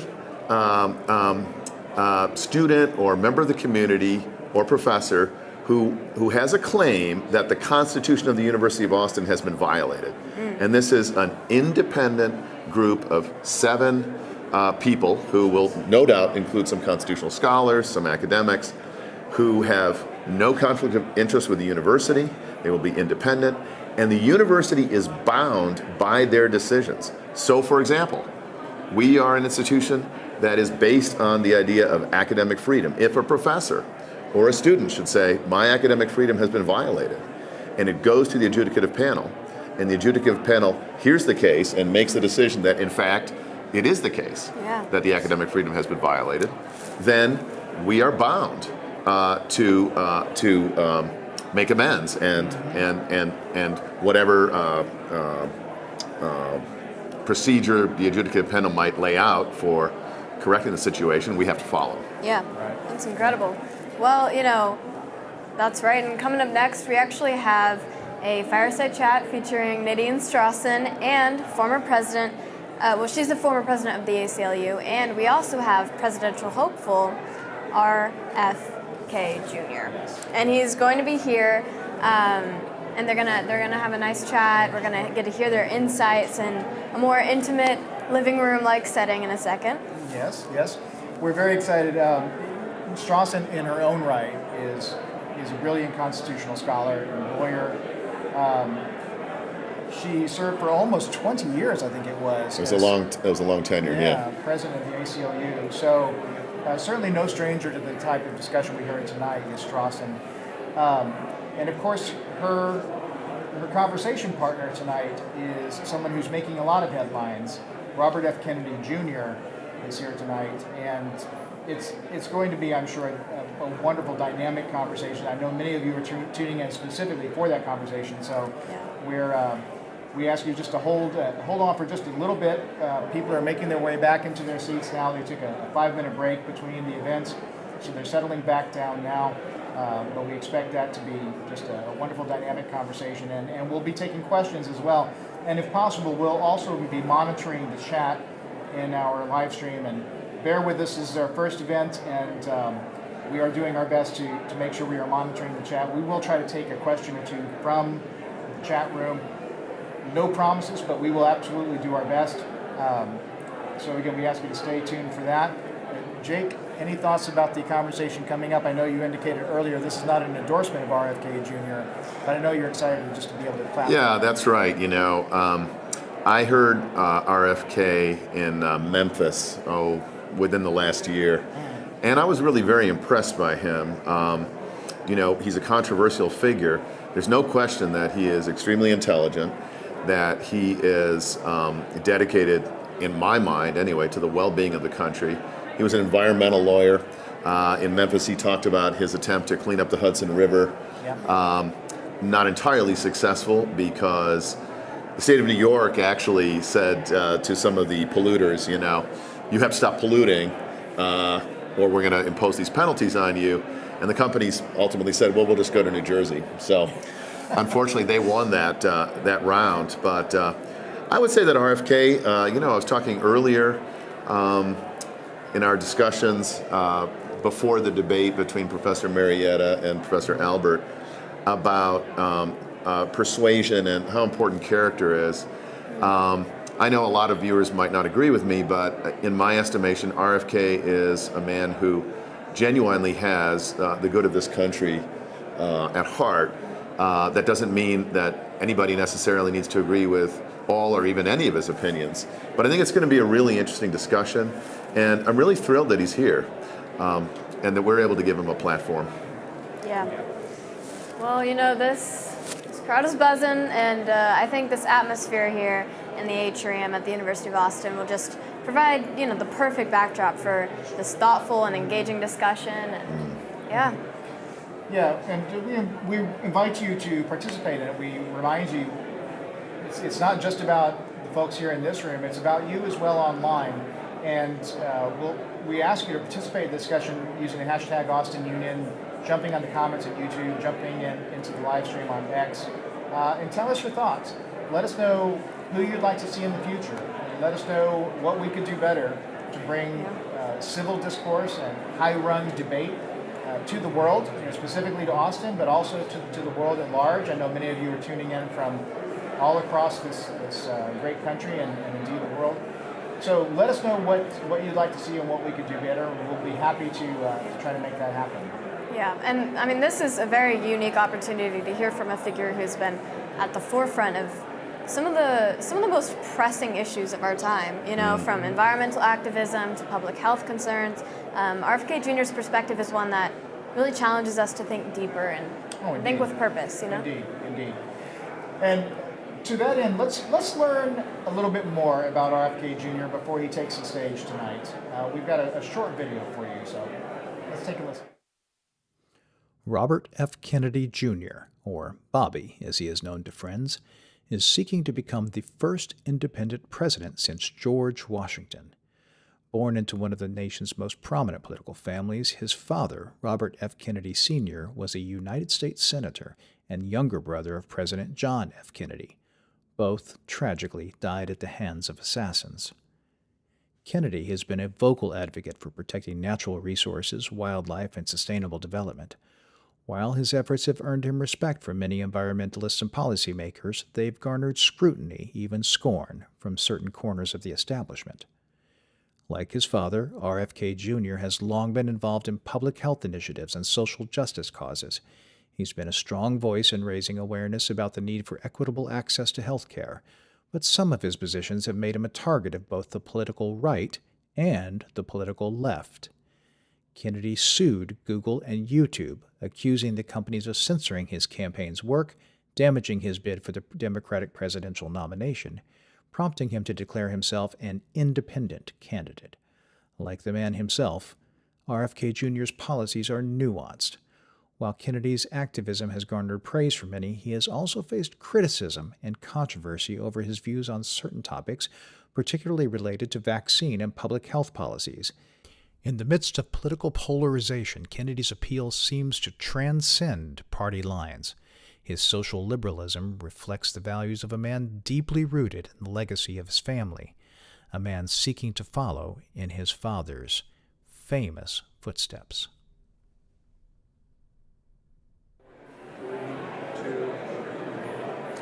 Welcome back, everybody. I'm Curtis Gilbo with the University of Austin.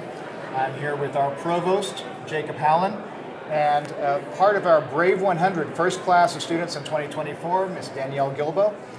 And we hope you enjoy that thought-provoking debate between Professor Morgan Marietta and Professor Richard Albert.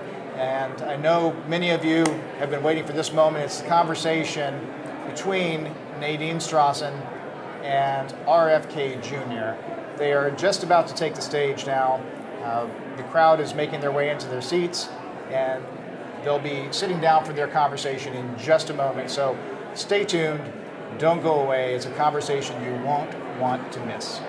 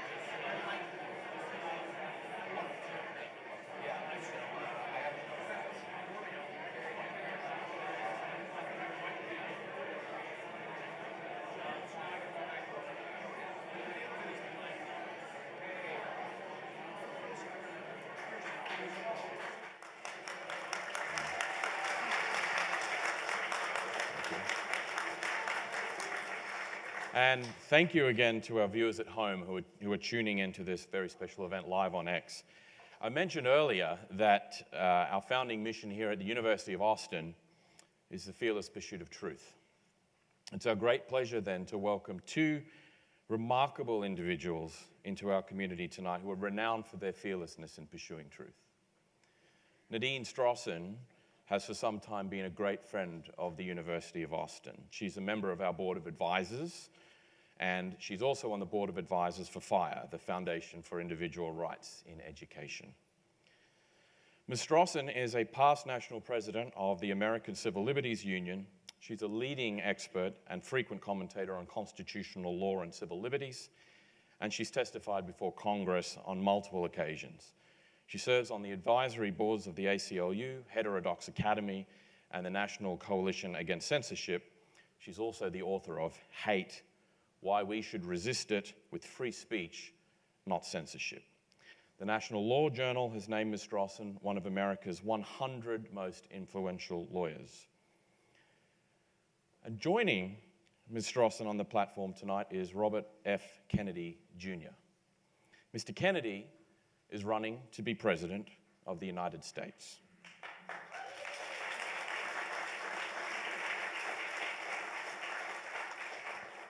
Mr. Kennedy's political lineage needs no explanation, but it is worth honoring that he himself chose to continue his family's legacy of public service by devoting himself not at first to politics, but to environmental causes and children's welfare.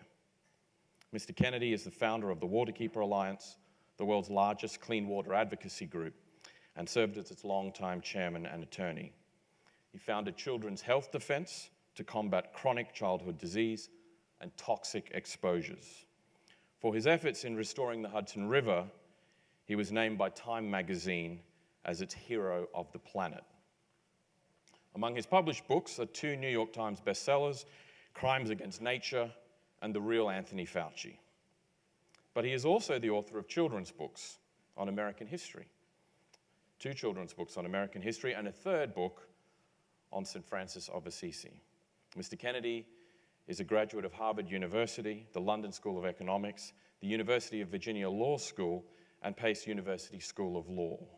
Tonight, Ms. Strossen and Mr. Kennedy are going to engage in a conversation on free speech, civil discourse, and debate in a healthy democracy. At the conclusion of their conversation, we will be open for Q&A. Please again state your name in full, and then I will ask you to state a concise question. Ms. Strossen, it's a very warm welcome back to the university for you here tonight. And Mr. Kennedy, sir, it's a real honor for us to welcome you here for the first time. Thank you very much, and enjoy the conversation.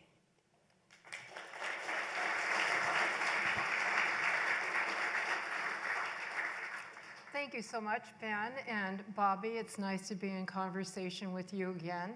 The last time I had that honor and pleasure was last summer in Memphis at the Freedom Fest. And there, our subject, and we were joined by the journalist Matt Taibbi, our subject was also freedom of speech. So obviously, this is a topic that is of great concern to you. Could you tell us why?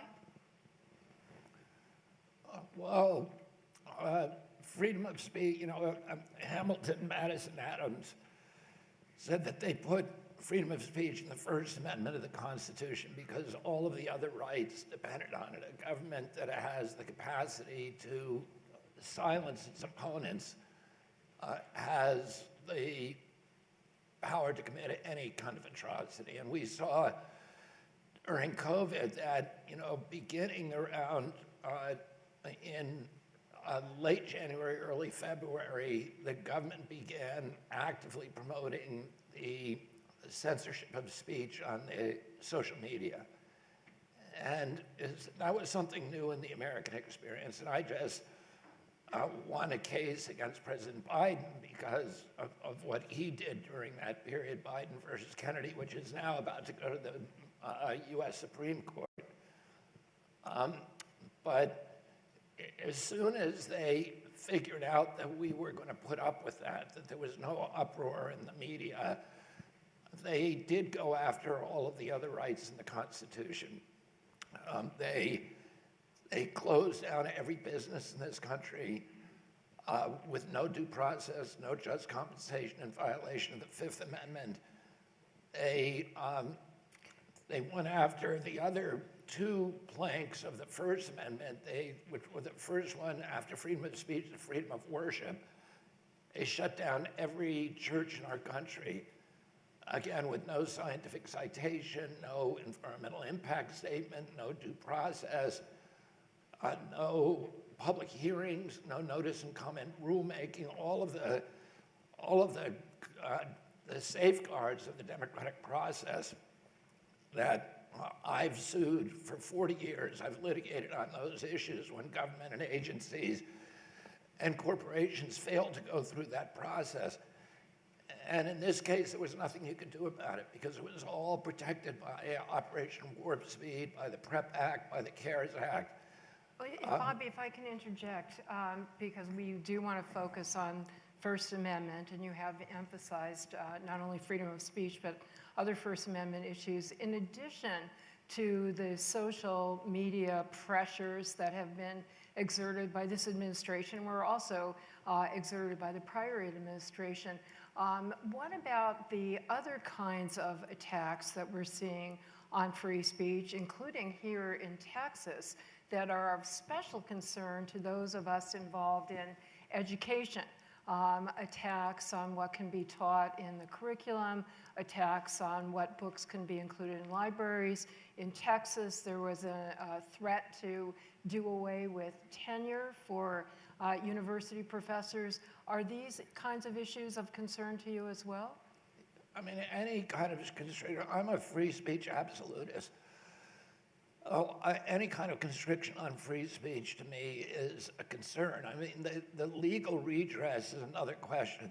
The rules for public universities are very different than private universities. Mm-hmm. Public universities cannot violate the First Amendment, at least technically, whereas a private university has the right to do anything that it wants. You know, it can prescribe certain behavior. It can prescribe anything it wants. If you go to the private university, you're joining a private club, and I mean, one thing they can't do is they can't allow attacks on one ethnic group, and then they can't protect one ethnic group or one sexual gender from attack and not protect others. That would subject them to litigation. Also, private individuals could sue them for not creating a safe environment and all that because you sign a contract, so there's a contractual right. With a public university, you can't do censorship, but there are some limitations on that because the federal funding, there are HHS regulations, Department of Education regulations, that say the universities that accept federal funding have to avoid any kind of creating an environment where there are attacks on gays, on hostile environment, harassment. Hostile environment, et cetera. So that actually is protected speech. You know, protected speech, all speech is protected unless it actually incites violence. You can advocate violence. You can say, you can say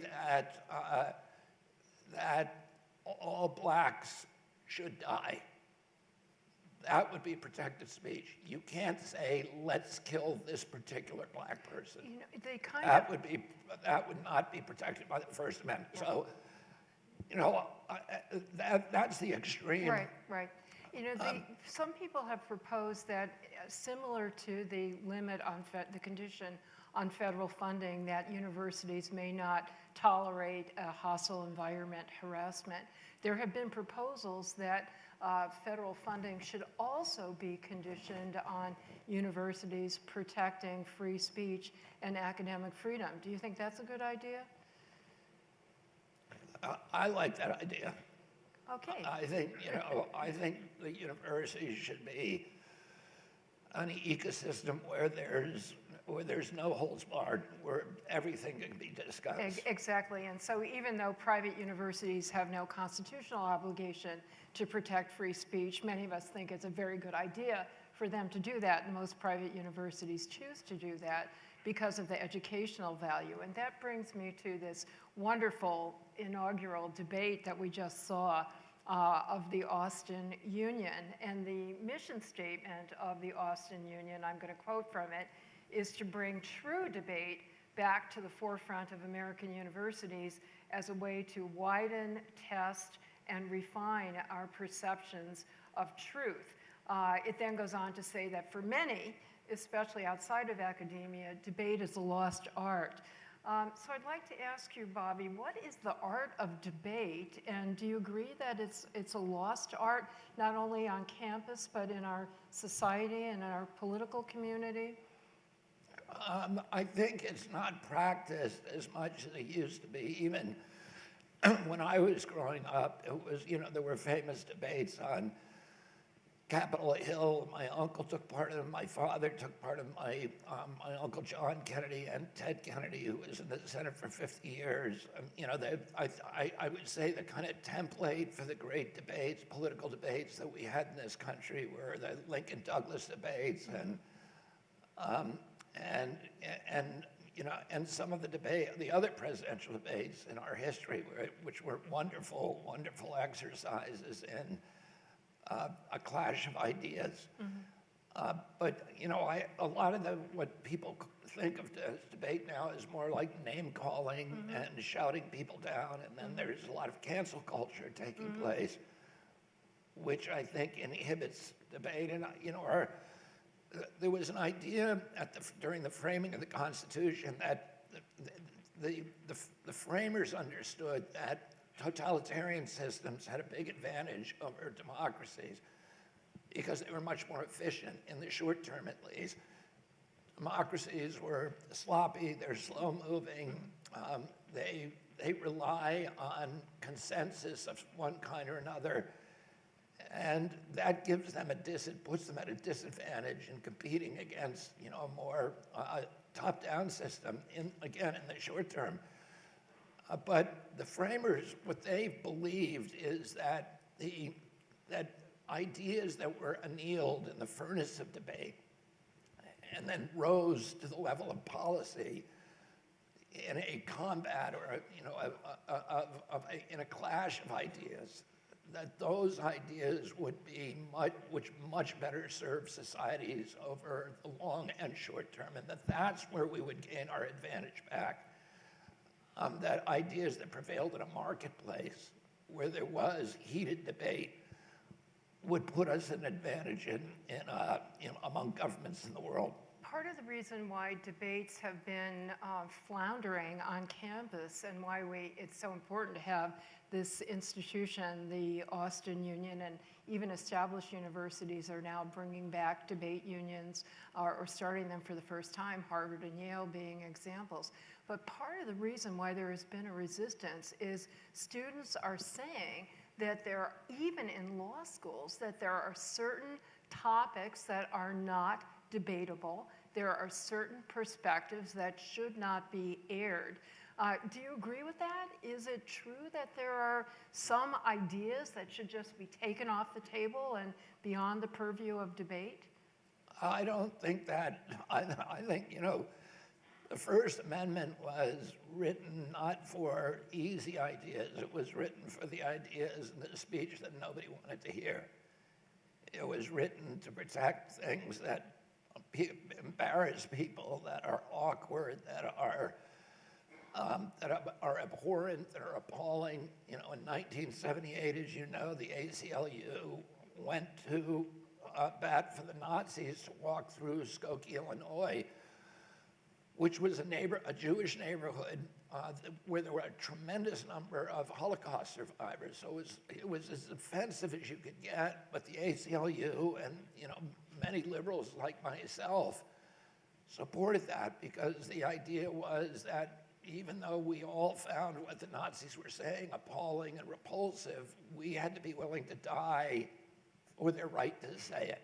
And, you know, I think that is a central tenet of democracy, that you need that free speech. You know, during the Civil War, there were agents provocateur coming up from the South to incite draft riots in the northern cities. And it was damaging at a very, very tenuous time during the Civil War. It was damaging Northern morale and Union morale. The Union almost collapsed at that point. And we had 659,000 people die in that war. It's the equivalent of 7.2 million today. And Abraham Lincoln suspended habeas corpus and started locking these people up before they did anything wrong. And that case went to the Supreme Court, and the Chief Justice Roger Taney said that you can't do that. Even if the life of the nation is at stake, even if tens of thousands of people are going to die, you cannot suspend the Constitution. And I think that, you know, the free speech aspects of the Constitution, they should be impervious to any kind of tampering. You know, that is there has never been a time in human history that we look back and say that the people who were censoring speech were the good guys. Yeah. They're always the bad guys. And it's always because it's the beginning of a slippery slope toward totalitarianism. Well, I couldn't agree with you more about no idea being non-debatable, and one of my free speech heroes made that point in his famous book on liberty. So I want to show my favorite prop here, which don't get excited or have heart attacks, respectively. What does it say, Bobby, for those who can't read it? Make J.S. Mill great again. Make J.S. Mill great again. And as many of you know, there is a Mill Institute at the University of Austin, which is dedicated to promoting this kind of civil debate and discourse among high school and middle school students, as well as among college and university students. I'd say one other thing, Nadine, that, you know, there is speech that's abhorrent, that's appalling, that's bad. Louis Brandeis, who is the Justice of the Supreme Court, said that the remedy for bad speech is not censorship. The remedy for bad speech is more speech.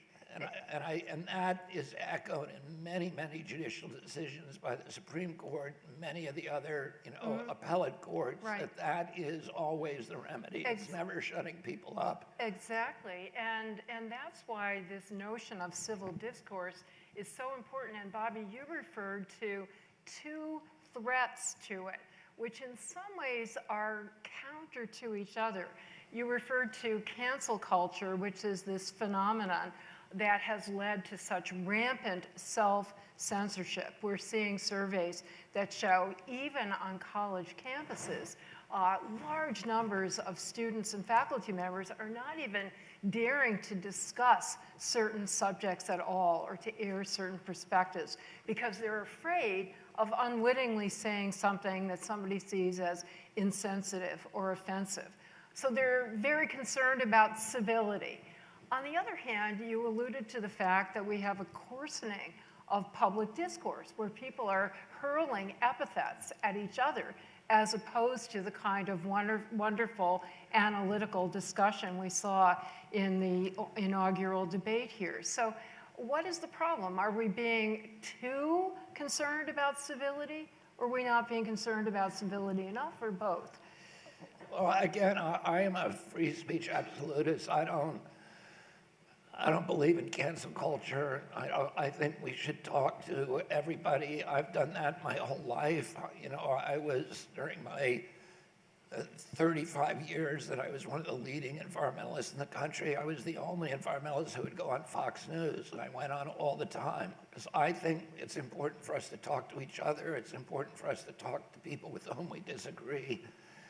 And it's important for us to develop the skills to challenge abhorrent ideas and let them prevail in the marketplace. Yeah. And, you know, that's what we need to do as a nation, and we need to be training our kids to do it, and we should not be silencing anybody. Great. Well, that's again what the Mill Institute and University of Austin is dedicated to. One of the difficulties in trying to have that kind of exchange on campus is that so many campuses are intellectual and ideological monocultures. There really is very little diversity of viewpoint, and one of the things that University of Austin is dedicated to doing is to increasing intellectual pluralism.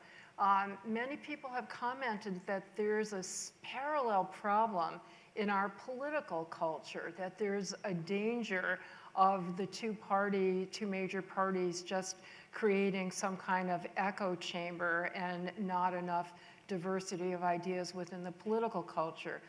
What's your view about that?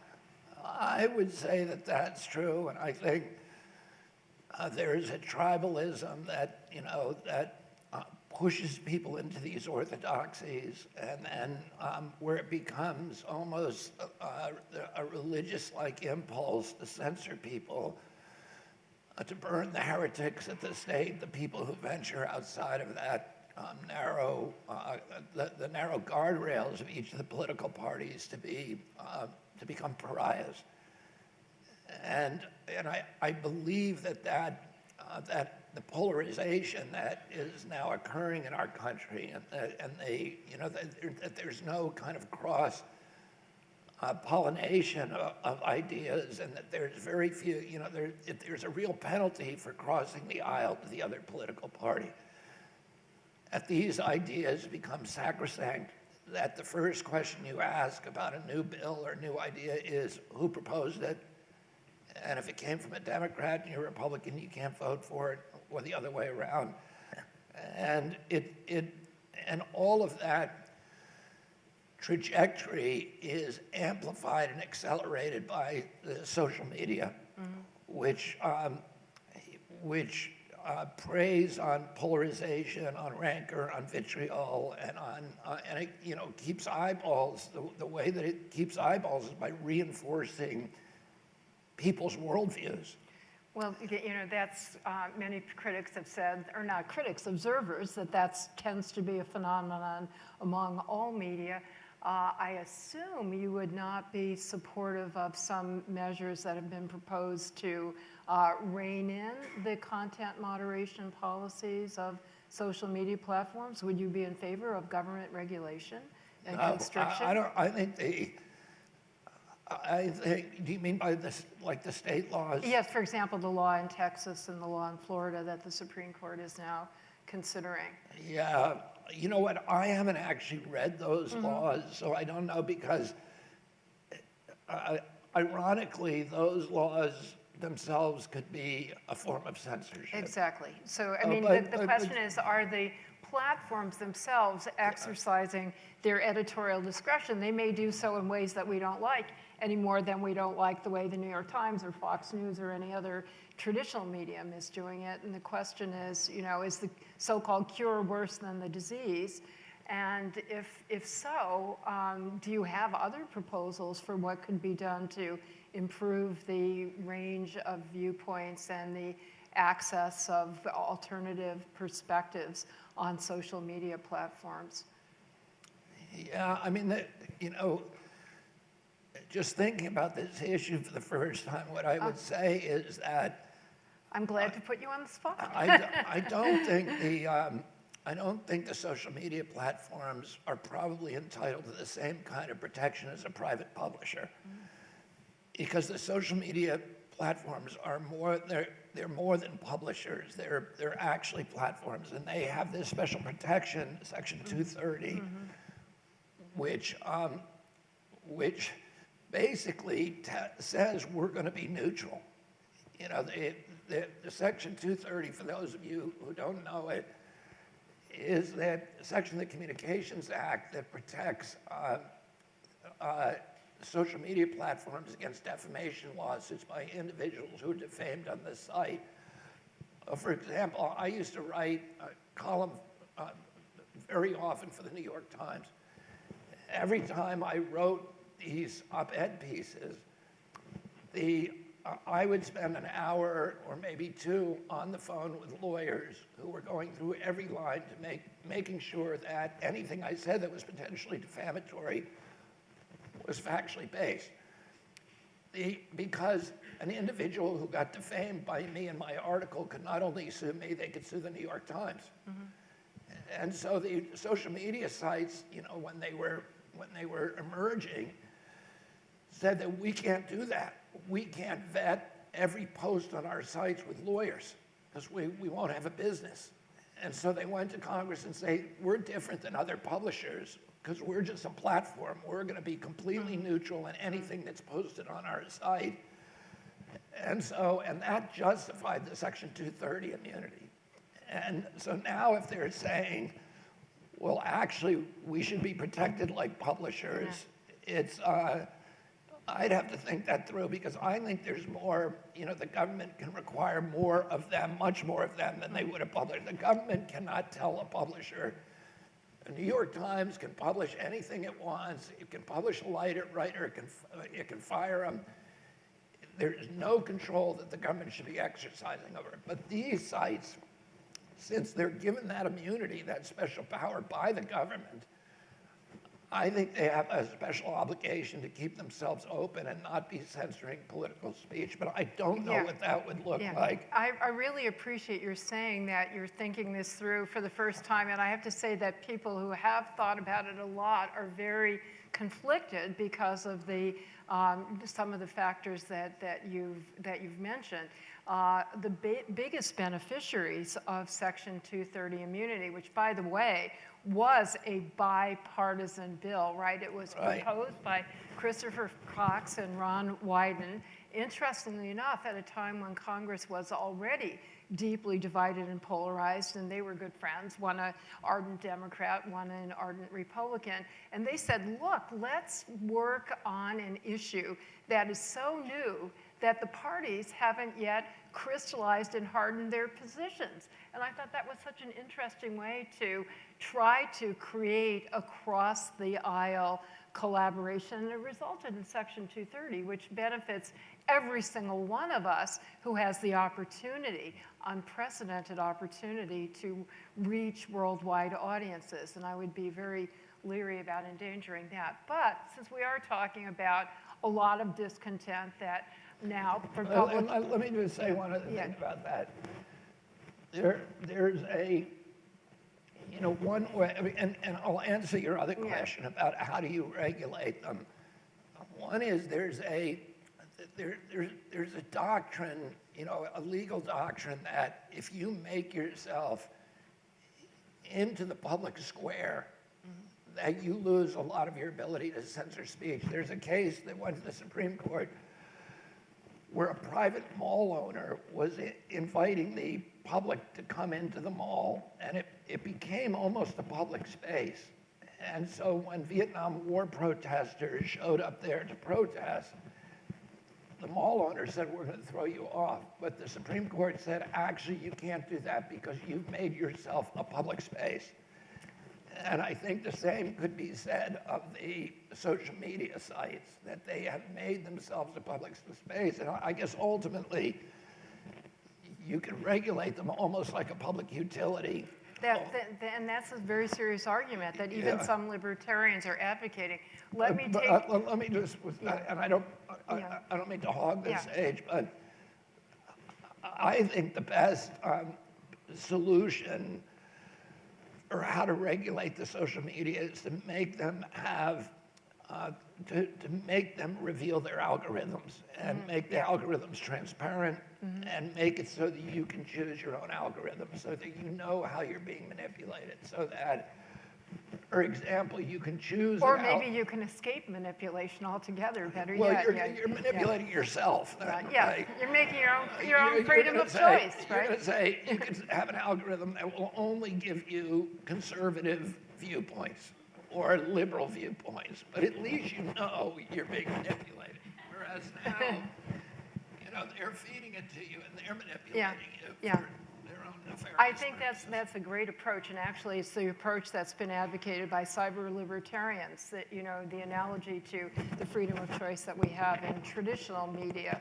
And that would be a viewpoint and content neutral approach that would allow each of us to not only be aware of, but to choose the feed, but also to have interoperability so we could have other software that would be attached to the major platforms. If I could just make a plug for that famous case that you talked about, the shopping center case. It was an ACLU case, and I say it to the young people who are newly admitted to the University of Austin.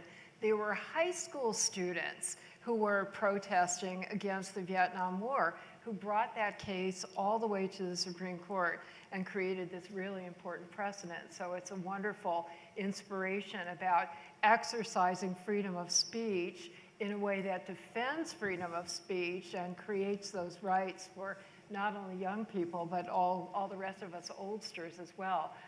We're sort of running out of time, so I want to ask, zero in on one type of controversial expression, Bobby, that you've been attacked about and has been the basis for deplatforming, and that is so-called disinformation and misinformation. There are many people who are arguing that, you know, democracy is jeopardized by social media carrying what they consider, what the platforms consider to be disinformation and misinformation. There are many others of us who argue that democracy would be imperiled by empowering government to put pressure on these social media companies to take off what the government is subjectively calling disinformation or misinformation. Can you comment about that? What's at stake I mean, the government should not be able to should not be able to control things that it calls disinformation, misinformation. I mean, my situation is kind of is a good template for that, because I've been told that I'm a purveyor of misinformation, but nobody has ever pointed to a single post that I have made that is factually erroneous. I have probably the biggest, most robust fact-checking operation in the country, and we have 350 PhD scientists, MD physicians on our advisory board, and everything that I posted on Instagram and Facebook was cited in the source to peer-reviewed publications. There's a couple times, maybe twice, that we made errors and people immediately called them to our attention, and our response is to immediately correct it and apologize. And you can go and look up instances where we're doing that. We would not leave up something that we knew to be wrong or that was not supported by fact. And in fact, when the White House was pressuring Facebook and the other platforms to take down my post, they pushed back and said, what he's saying is not factually wrong. And so they made up a new word called malinformation, which is information that is accurate factually, but is nevertheless inconvenient for the government. And they began taking that down. So I think if the government has power to tell you, it's Orwellian. I mean, and all you have to read is 1984, Aldous Huxley, or any Robert Heinlein or George Kessler, any of these, people that we grew up, these classics about, the emergence of totalitarian societies. They all claim to know what the truth is, but the truth is what's good for them. And that's the problem with government. If you give them that power, every power that you give a government, it will ultimately abuse the maximum extent conceivable. And every power that you give a government, it will never give back. And the U.S. Supreme Court said in striking down a law outlawing various kinds of lies, said we have no need in this country for Orwell's Ministry of Truth. Right. Now, for free speech, we're turning it over to audience questions, which Ben is going to field. Sure. Thank you, Nadine, and thank you, Mr. Kennedy. We will be opening for audience questions now. Again, our moderators will be walking around with microphones. If you have a question, raise your hand, and then when the microphone comes to you, please stand and introduce yourself. Ma'am, I can see you in the back there, if you'd like to go first. Bobby, I was going to ask you about the connection between your position against central bank digital currency and free expression, how those relate to each other. Yeah, I mean, I saw that. I got, you know, my kids knew a lot about Bitcoin and other cryptocurrencies, and I hadn't paid attention. They were, my kids were buying little bits of it, and I have 7 kids, and 6 of them are between 20 and 30 years old. So they're all part of that generation that had a, you know, great fascination with the emergence of Bitcoin, and they were very kind of early adopters.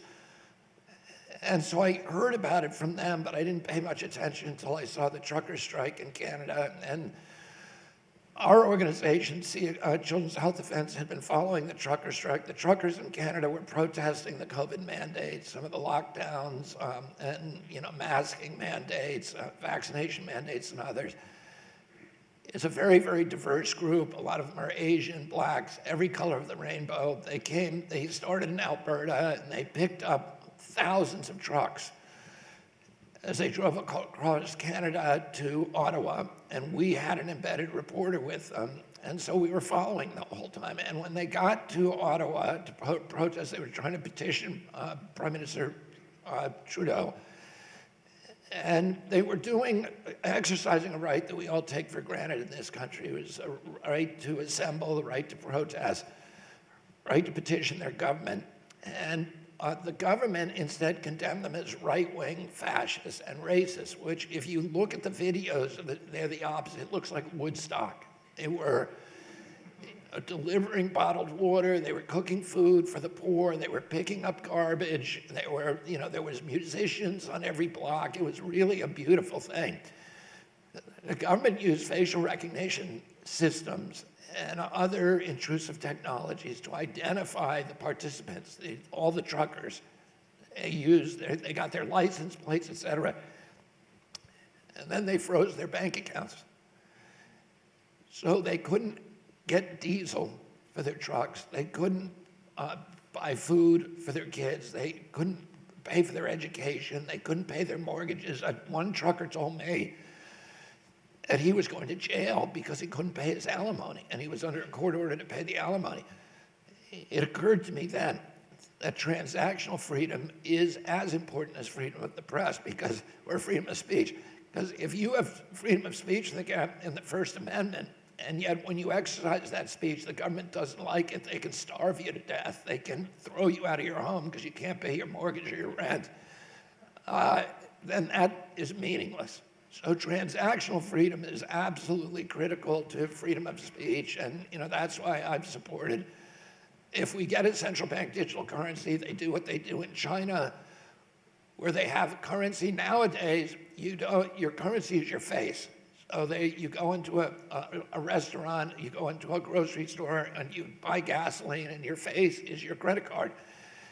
And they keep a social credit score on you, so that if you got your mask off or below your nose on a mask day, if you are not social distancing properly, if you violate some other social norm, you get penalties taken off your social media score, and at some point they punish you by making you by what they call programmable currency, which is your face will only now work at grocery stores that are within a certain radius of your house. You can't buy gas. You can't buy an airplane ticket. You can't buy anything else. So you're basically under home confinement. Like the truckers in Canada, they were never charged with a crime. They were certainly never convicted. It was just they were doing something the government didn't like. The government was able to destroy their lives, and that is a very dangerous power to give government, and that's why I'm against central bank digital currencies, because that is part of the path to getting us where China is today. That's where they started. That's where all these other countries started, with a central bank digital currency, and it's the end of freedom. We will be slaves if we allow that to happen. You know, that concept of transactional freedom and its connection to freedom of speech, we have a case before the U.S. Supreme Court that's raising that issue from a somewhat different factual circumstance, but it comes from New York. It happens to directly involve the NRA, the National Rifle Association.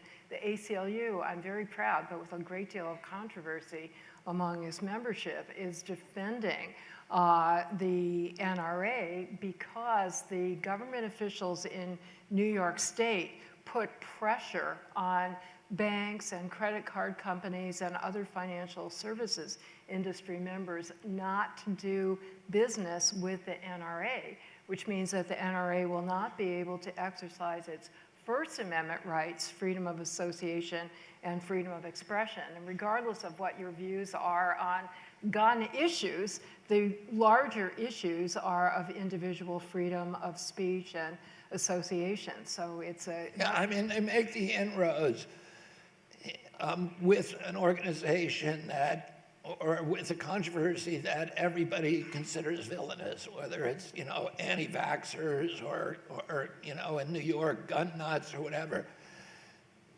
And then they make the constitutional inroads, but then they begin applying it to the rest of us. So it used to be just, you know, people who complained about the COVID mandates were censored. Now, if you complain about Ukraine war, if you complain, there's a lot of other things that if you try to talk about them, you're going to encounter censorship. And, you know, this is, and by the way, I've seen transcripts of conversations that Jamie Dimon had, right? You say that the government pressured the banks, that the banks want to do this. You know, they see this as kind of part of the social benefit that they can apply, that they can provide society in exchange for the huge amount of power that we've given them over our lives. And, you know, they're thinking of ways of using bank regulations to punish people. And, you know, it may be that the next thing they punish is pornography, or punish people who are, you know, who do something in violation of climate. Well, in a particular state, let's say Alabama, it might be Planned Parenthood that gets Planned punished. Parenthood, exactly. Other question? Yes, sir, here in the hat. Would you like to state your question? Good afternoon, Mr. Kennedy. My name is Garrett. I'm from Harlingen, Texas. My question is, what is your plan to combat Bill Gates and... What is what? Your plan to combat Bill Gates from buying up farmland in the United States. Well, I don't think I can stop Bill Gates from buying farmland in the United States, but I think, I mean, you know, I have a lot of plans for ending the corporate control over our food supply and over, you know, our farmland and the destruction of our soils. I'm going to reverse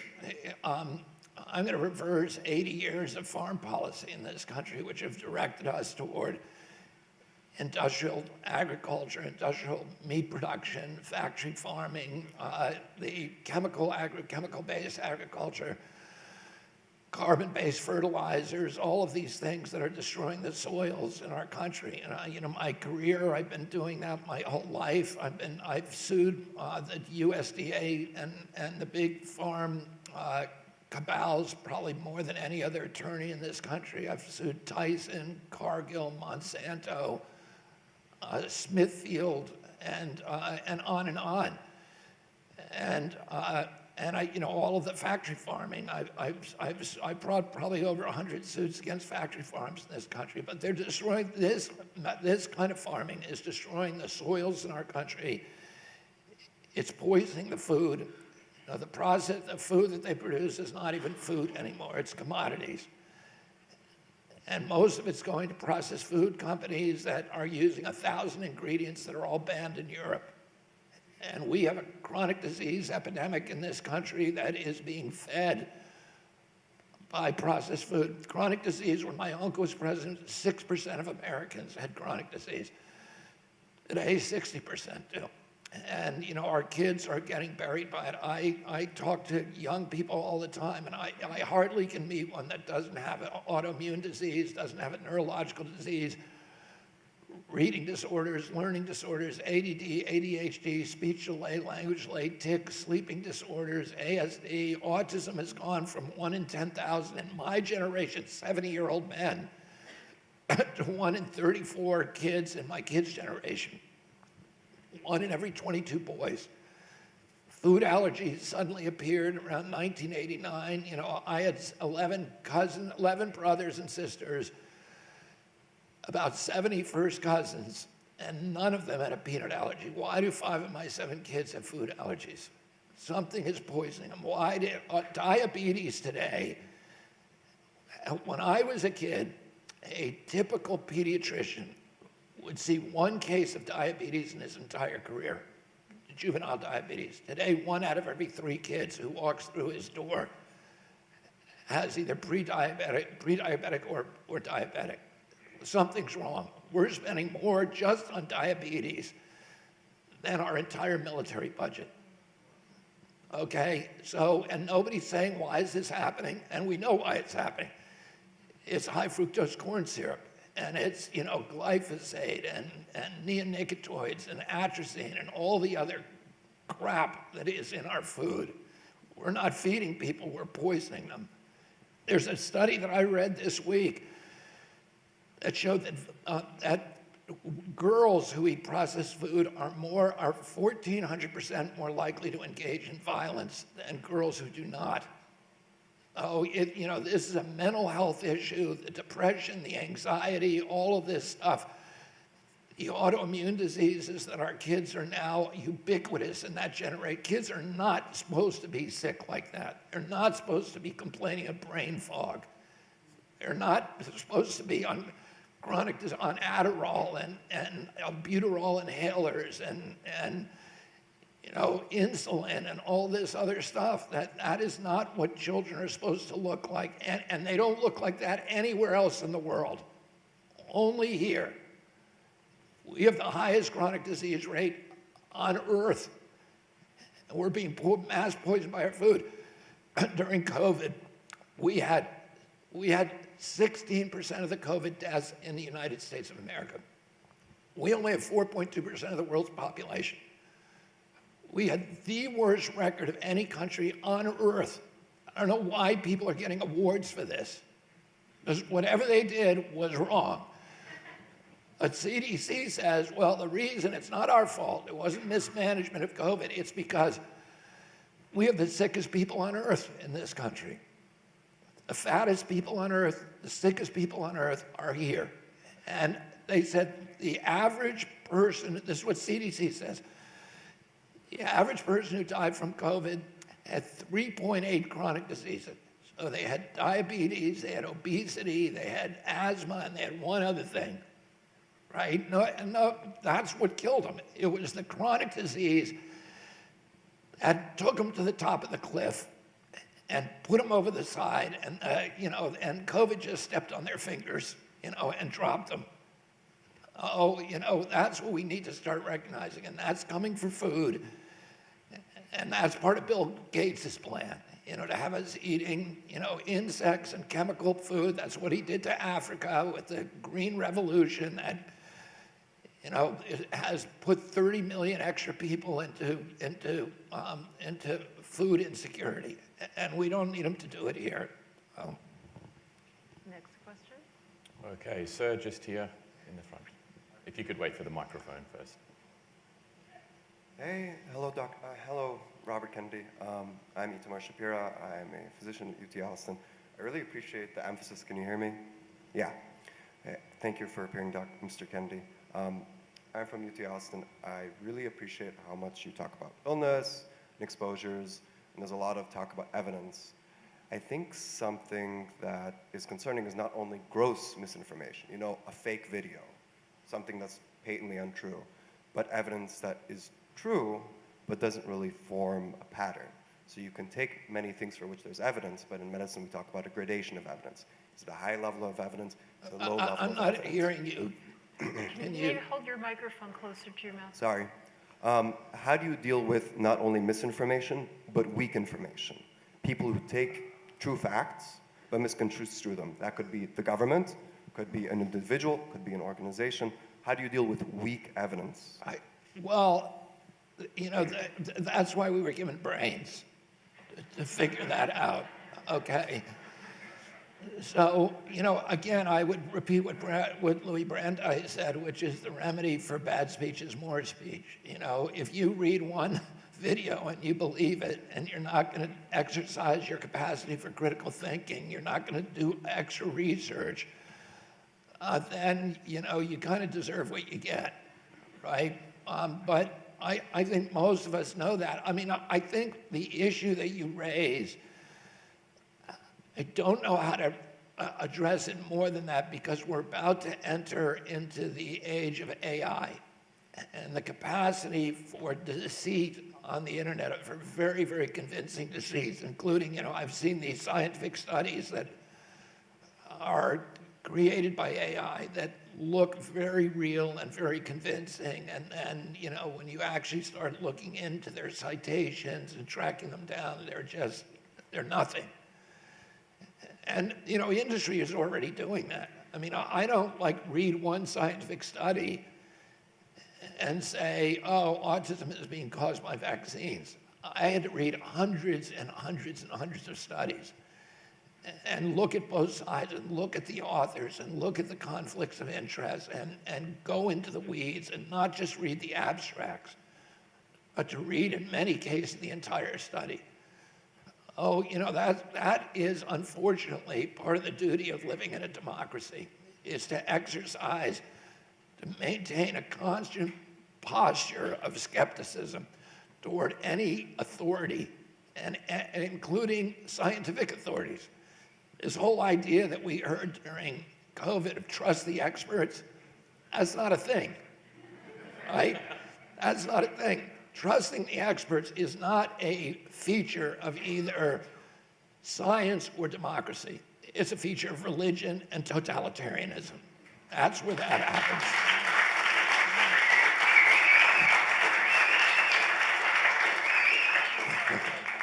We have time for one more question. Ma'am at the back, right in front of the cameras, you've had your hand up a few times. Hi, this is a question for both of you. To what do you attribute the reason an organization like the ACLU would most likely not allow a march like the Skokie, Illinois march today? Well, it's factually untrue, I'm happy to say, because a few years ago, the ACLU, which has no power to allow or disallow, but came to the defense of a march that the city of Charlottesville, Virginia, tried to disallow, namely the Unite the Right demonstration. The ACLU came to the defense of the free speech rights of the white supremacists there, just as we had done 50 years earlier in Skokie, despite deploring their message. We won in court, as we should have done, because at the time, there was absolutely no evidence that there would be any violence. The chief of police testified that they had monitored the situation. They were confident there would be no violence, that if there was violence, it would be subject to police control. Tragically, it turned out that there had not been adequate law enforcement preparation, which is why the violence ensued. But I think based on the record at the time, the ACLU was correct and the court was correct to defend freedom even for the thought that we hate. I would say the ACLU dropped the ball during COVID, you know, by not coming to the defense of people who were being censored, of the doctors, the scientists, you know, the top scientists in this country, Jay Bhattacharya and many others who were systematically censored and by the government. So, you know, I was very disappointed at the ACLU during that era. I think it was a low point for the organization. I'm happy, though, that they're back in the trenches fighting for free speech.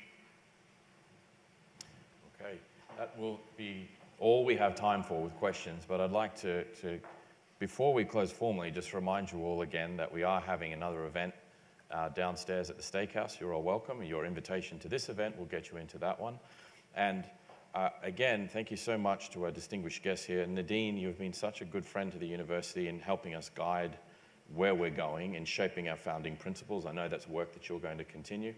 And Mr. Kennedy, sir, if nothing else, for the clear passion and dedication and care for the future of the young people in this country that you've shown tonight, we'd like to thank you sincerely for the contribution you've made here. Thank you.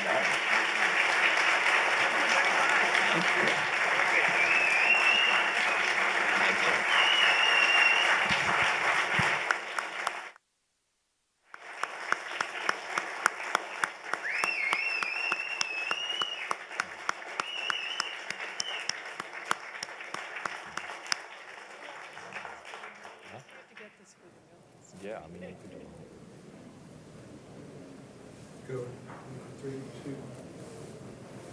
What a fantastic discussion that was. I really, really appreciate their love and respect for free speech, and then also for high-rung discussion. High-rung discussion and debate. Really important. And debate, yeah. Absolutely, yeah. And, I'm so glad that we could share this experience with all of you who are watching. It's Absolutely. quite incredible. Absolutely. Thank you all for being here. This is fantastic. We had almost 2,000 combined live stream viewers for our inaugural Austin Union event here. Obviously a packed house here tonight, almost 200 people here tonight, and all of you out with us. We thank you so much for being a part of this history-making inaugural event.